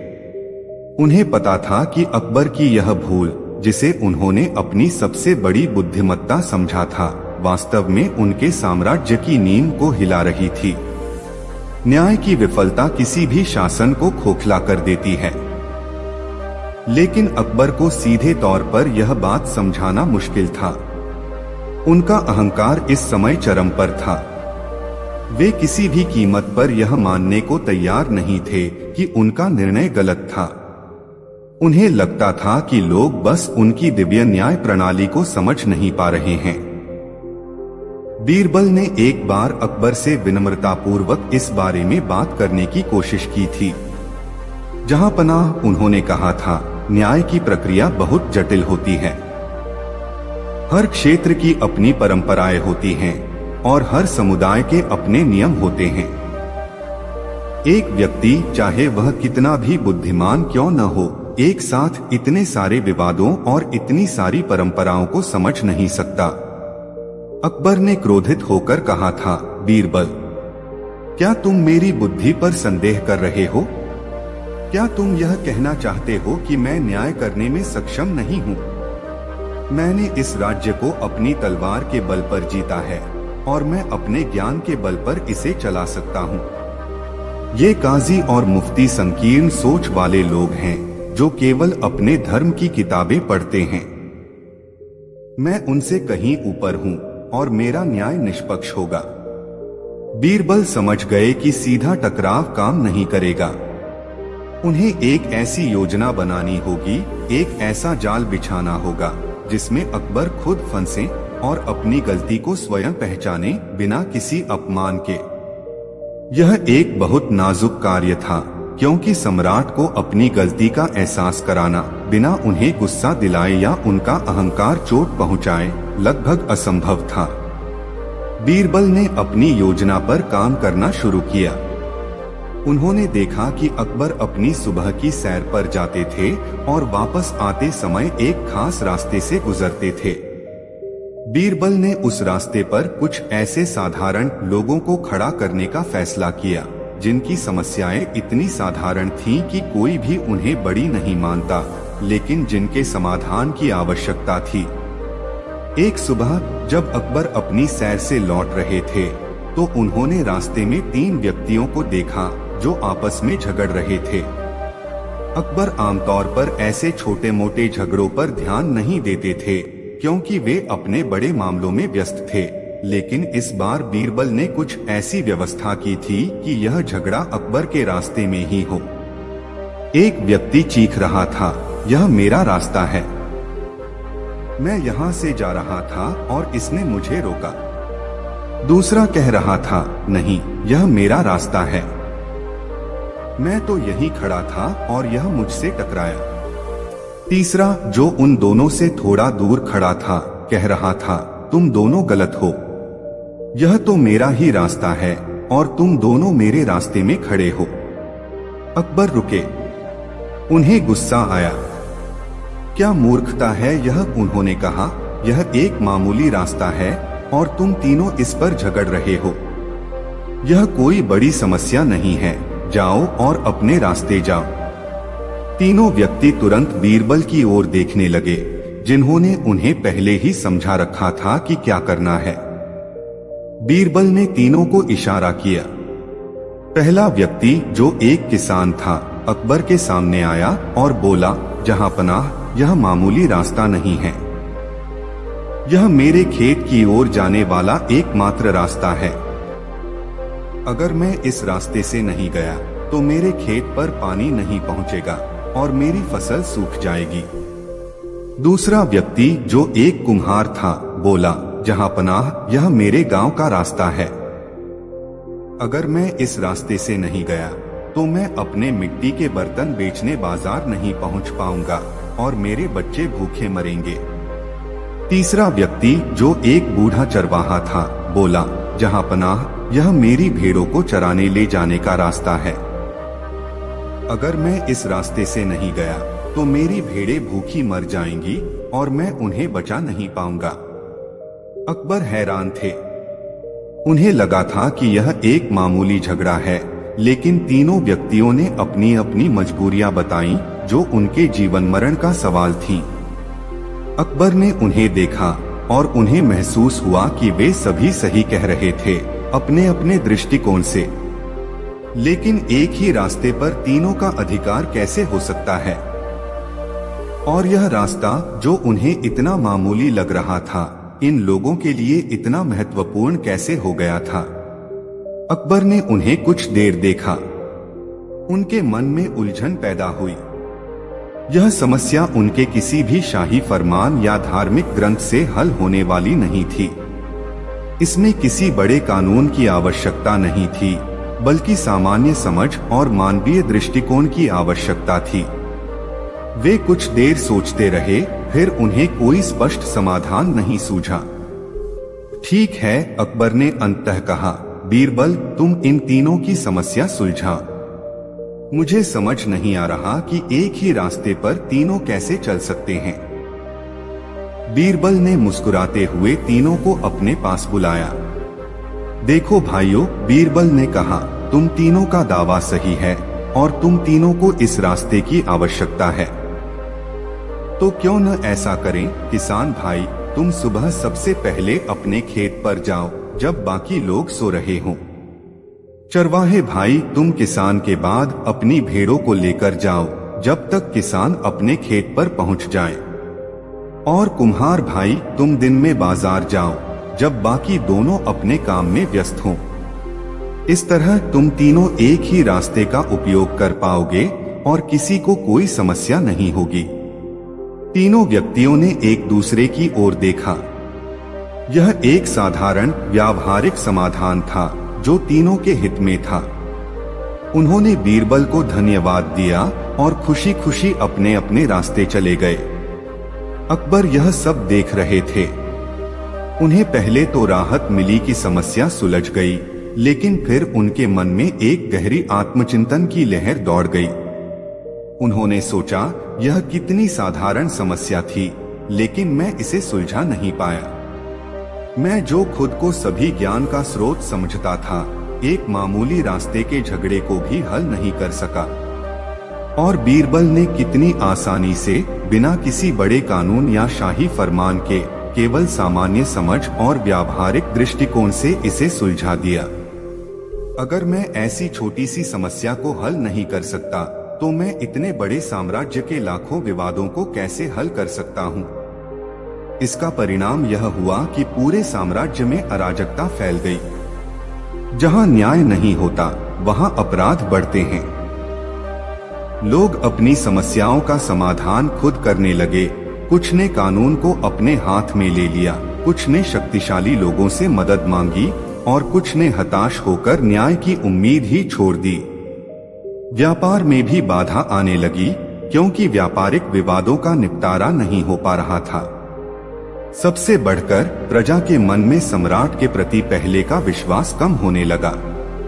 उन्हें लगने लगा कि सम्राट ने उन्हें न्याय से वंचित कर दिया है। बीरबल, जो हमेशा अकबर के सबसे करीब थे, इस स्थिति को बहुत गंभीरता से देख रहे थे। उन्हें पता था कि अकबर की यह भूल, जिसे उन्होंने अपनी सबसे बड़ी बुद्धिमत्ता समझा था, वास्तव में उनके साम्राज्य की नींव को हिला रही थी।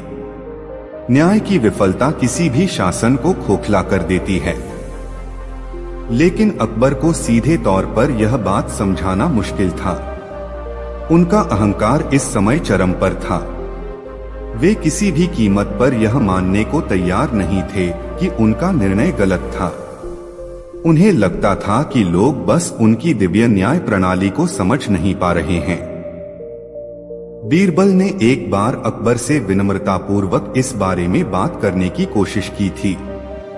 जहां पनाह उन्होंने कहा था, न्याय की प्रक्रिया बहुत जटिल होती है। हर क्षेत्र की अपनी परंपराएं होती हैं और हर समुदाय के अपने नियम होते हैं। एक व्यक्ति, चाहे वह कितना भी बुद्धिमान क्यों न हो, एक साथ इतने सारे विवादों और इतनी सारी परंपराओं को समझ नहीं सकता। अकबर ने क्रोधित होकर कहा था, बीरबल, क्या तुम मेरी बुद्धि पर संदेह कर रहे हो? क्या तुम यह कहना चाहते हो कि मैं न्याय करने में सक्षम नहीं हूँ? मैंने इस राज्य को अपनी तलवार के बल पर जीता है और मैं अपने ज्ञान के बल पर इसे चला सकता हूँ। ये काजी और मुफ्ती संकीर्ण सोच वाले लोग हैं जो केवल अपने धर्म की किताबें पढ़ते हैं। मैं उनसे कहीं ऊपर हूँ और मेरा न्याय निष्पक्ष होगा। बीरबल समझ गए कि सीधा टकराव काम नहीं करेगा। उन्हें एक ऐसी योजना बनानी होगी, एक ऐसा जाल बिछाना होगा जिसमें अकबर खुद फंसे और अपनी गलती को स्वयं पहचाने बिना किसी अपमान के। यह एक बहुत नाजुक कार्य था, क्योंकि सम्राट को अपनी गलती का एहसास कराना बिना उन्हें गुस्सा दिलाए या उनका अहंकार चोट पहुंचाए लगभग असंभव था। बीरबल ने अपनी योजना पर काम करना शुरू किया। उन्होंने देखा कि अकबर अपनी सुबह की सैर पर जाते थे और वापस आते समय एक खास रास्ते से गुजरते थे। बीरबल ने उस रास्ते पर कुछ ऐसे साधारण लोगों को खड़ा करने का फैसला किया जिनकी समस्याएं इतनी साधारण थीं कि कोई भी उन्हें बड़ी नहीं मानता, लेकिन जिनके समाधान की आवश्यकता थी। एक सुबह जब अकबर अपनी सैर से लौट रहे थे तो उन्होंने रास्ते में 3 व्यक्तियों को देखा जो आपस में झगड़ रहे थे।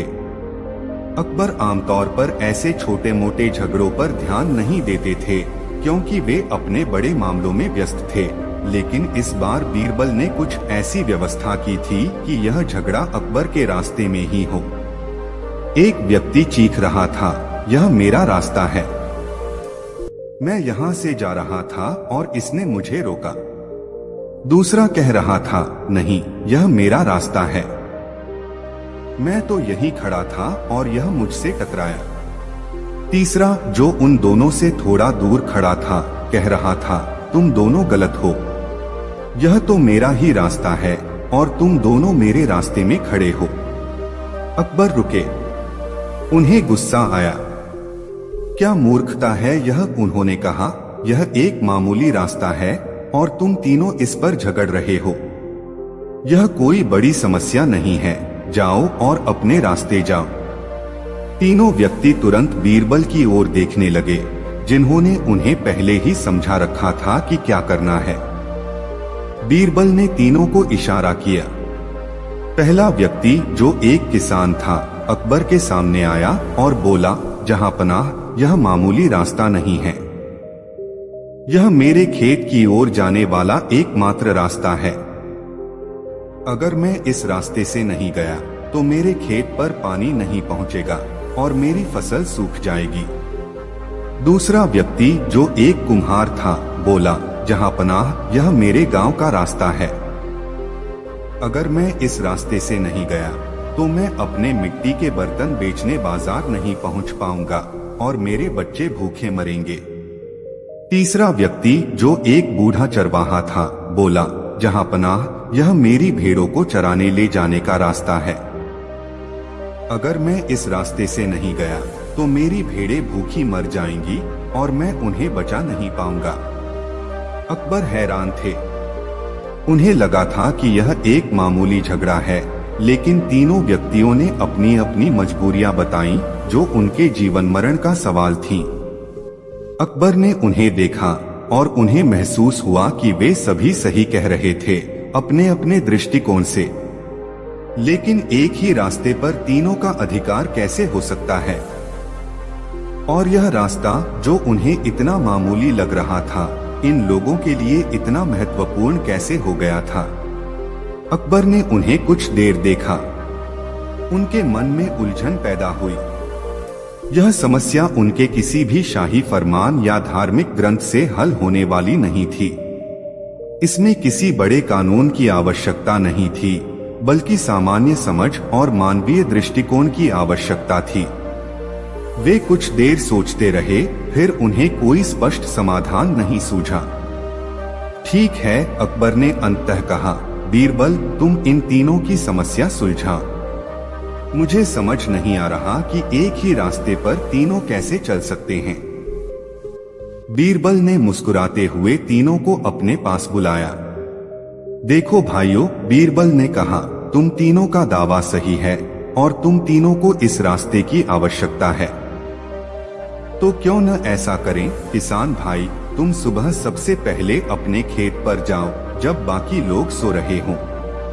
चरवाहे भाई, तुम किसान के बाद अपनी भेड़ों को लेकर जाओ जब तक किसान अपने खेत पर पहुंच जाए। और कुम्हार भाई, तुम दिन में बाजार जाओ जब बाकी दोनों अपने काम में व्यस्त हों। इस तरह तुम तीनों एक ही रास्ते का उपयोग कर पाओगे और किसी को कोई समस्या नहीं होगी।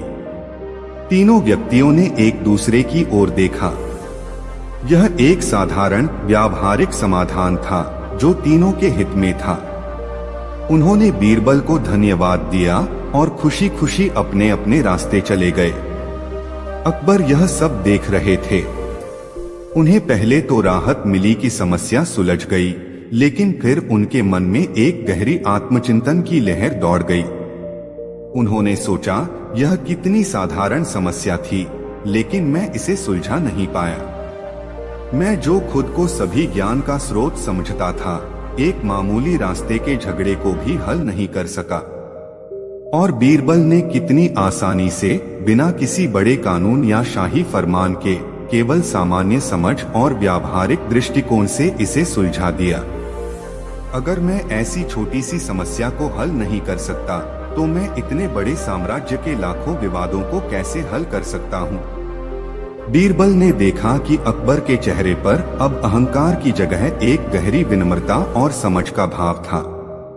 उन्होंने सही समय देखकर अपनी बात रखी। जहां पनाह उन्होंने विनम्रता से कहा, यह दुनिया ऐसे ही अनगिनत छोटे छोटे विवादों से बनी है। हर विवाद की अपनी एक पृष्ठभूमि होती है, अपनी एक मानवीय कहानी होती है। एक सम्राट के लिए यह संभव नहीं कि वह इन सभी सूक्ष्मताओं को समझे। इसके लिए हमें ऐसे लोगों की आवश्यकता होती है जो स्थानीय रीति रिवाजों को जानते हों, जो लोगों की भाषा और उनकी समस्याओं को करीब से समझते हों। अकबर ने बीरबल की बात को ध्यान से सुना।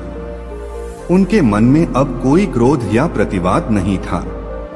उन्होंने अपनी सबसे बड़ी भूल को स्वयं पहचान लिया था। तुम सही कहते हो बीरबल, अकबर ने धीमी चिंतनशील आवाज में कहा। मैं अपने अहंकार में अंधा हो गया था। मैंने सोचा था कि मेरी बुद्धि ही काफी है और मैंने अपने लोगों को उनके न्याय से वंचित कर दिया। यह एक भयानक भूल थी जिसने मेरे साम्राज्य में अराजकता फैलाई और मेरी प्रजा को कष्ट दिया। अकबर ने एक गहरी सांस ली। बीरबल, तुमने मुझे आज एक ऐसा पाठ पढ़ाया है जो मेरी सभी जीत से कहीं ज्यादा महत्वपूर्ण है। एक सम्राट की सबसे बड़ी शक्ति उसके ज्ञान में नहीं, बल्कि उसकी प्रजा के प्रति उसकी समझ, उसकी विनम्रता और दूसरों से सीखने की उसकी इच्छा में होती है। न्याय केवल कानूनों का पालन करने में नहीं, बल्कि लोगों की वास्तविकताओं को समझने और उनके बीच सद्भाव स्थापित करने में होता है। उसी दिन अकबर ने दरबार में एक नई घोषणा की। उन्होंने स्वीकार किया कि उन्होंने अपनी शक्ति का दुरुपयोग किया था और उनकी पिछली घोषणा एक बड़ी भूल थी। उन्होंने तुरंत सभी काजियों, मुफ्तियों और स्थानीय न्यायाधीशों को उनकी शक्तियां वापस लौटा दी और उन्हें आदेश दिया कि वे अपनी अपनी जगहों पर निष्पक्ष और त्वरित न्याय करें। उन्होंने यह भी सुनिश्चित किया कि हर समुदाय के लोग अपनी परंपराओं के अनुसार न्याय पा सकें। अकबर ने बीरबल को धन्यवाद दिया। बीरबल, तुमने मेरे साम्राज्य को एक बड़े संकट से बचाया है। तुमने मुझे मेरी सबसे बड़ी भूल से अवगत कराया और मुझे सही रास्ता दिखाया। तुम्हारी बुद्धिमत्ता और तुम्हारी विनम्रता ही इस साम्राज्य की सच्ची शक्ति है। इस घटना के बाद अकबर एक अधिक विनम्र और समझदार शासक बन गए। उन्होंने फिर कभी अपनी शक्ति का दुरुपयोग नहीं किया और हमेशा अपने सलाहकारों की बात ध्यान से सुनी। साम्राज्य में फिर से शांति और व्यवस्था स्थापित हो गई और प्रजा को न्याय मिलने लगा। अकबर की यह भूल, जिसे बीरबल ने अपनी चतुराई और दूरदर्शिता से सुधारा, हमेशा के लिए मुगल इतिहास में एक महत्वपूर्ण सबक बन गई कि सच्चा ज्ञान विनम्रता में निहित है और सबसे बड़ी भूल को भी सही समय पर पहचानकर सुधारा जा सकता है, बशर्ते कि व्यक्ति में सीखने और स्वीकार करने की इच्छा हो। बीरबल ने अपनी चतुराई से न केवल अकबर की सबसे बड़ी भूल सुधारी, बल्कि उन्हें एक बेहतर सम्राट बनने में भी मदद की, जिसने आगे चलकर एक ऐसे साम्राज्य का निर्माण किया जो न्याय और सहिष्णुता के लिए जाना जाता है।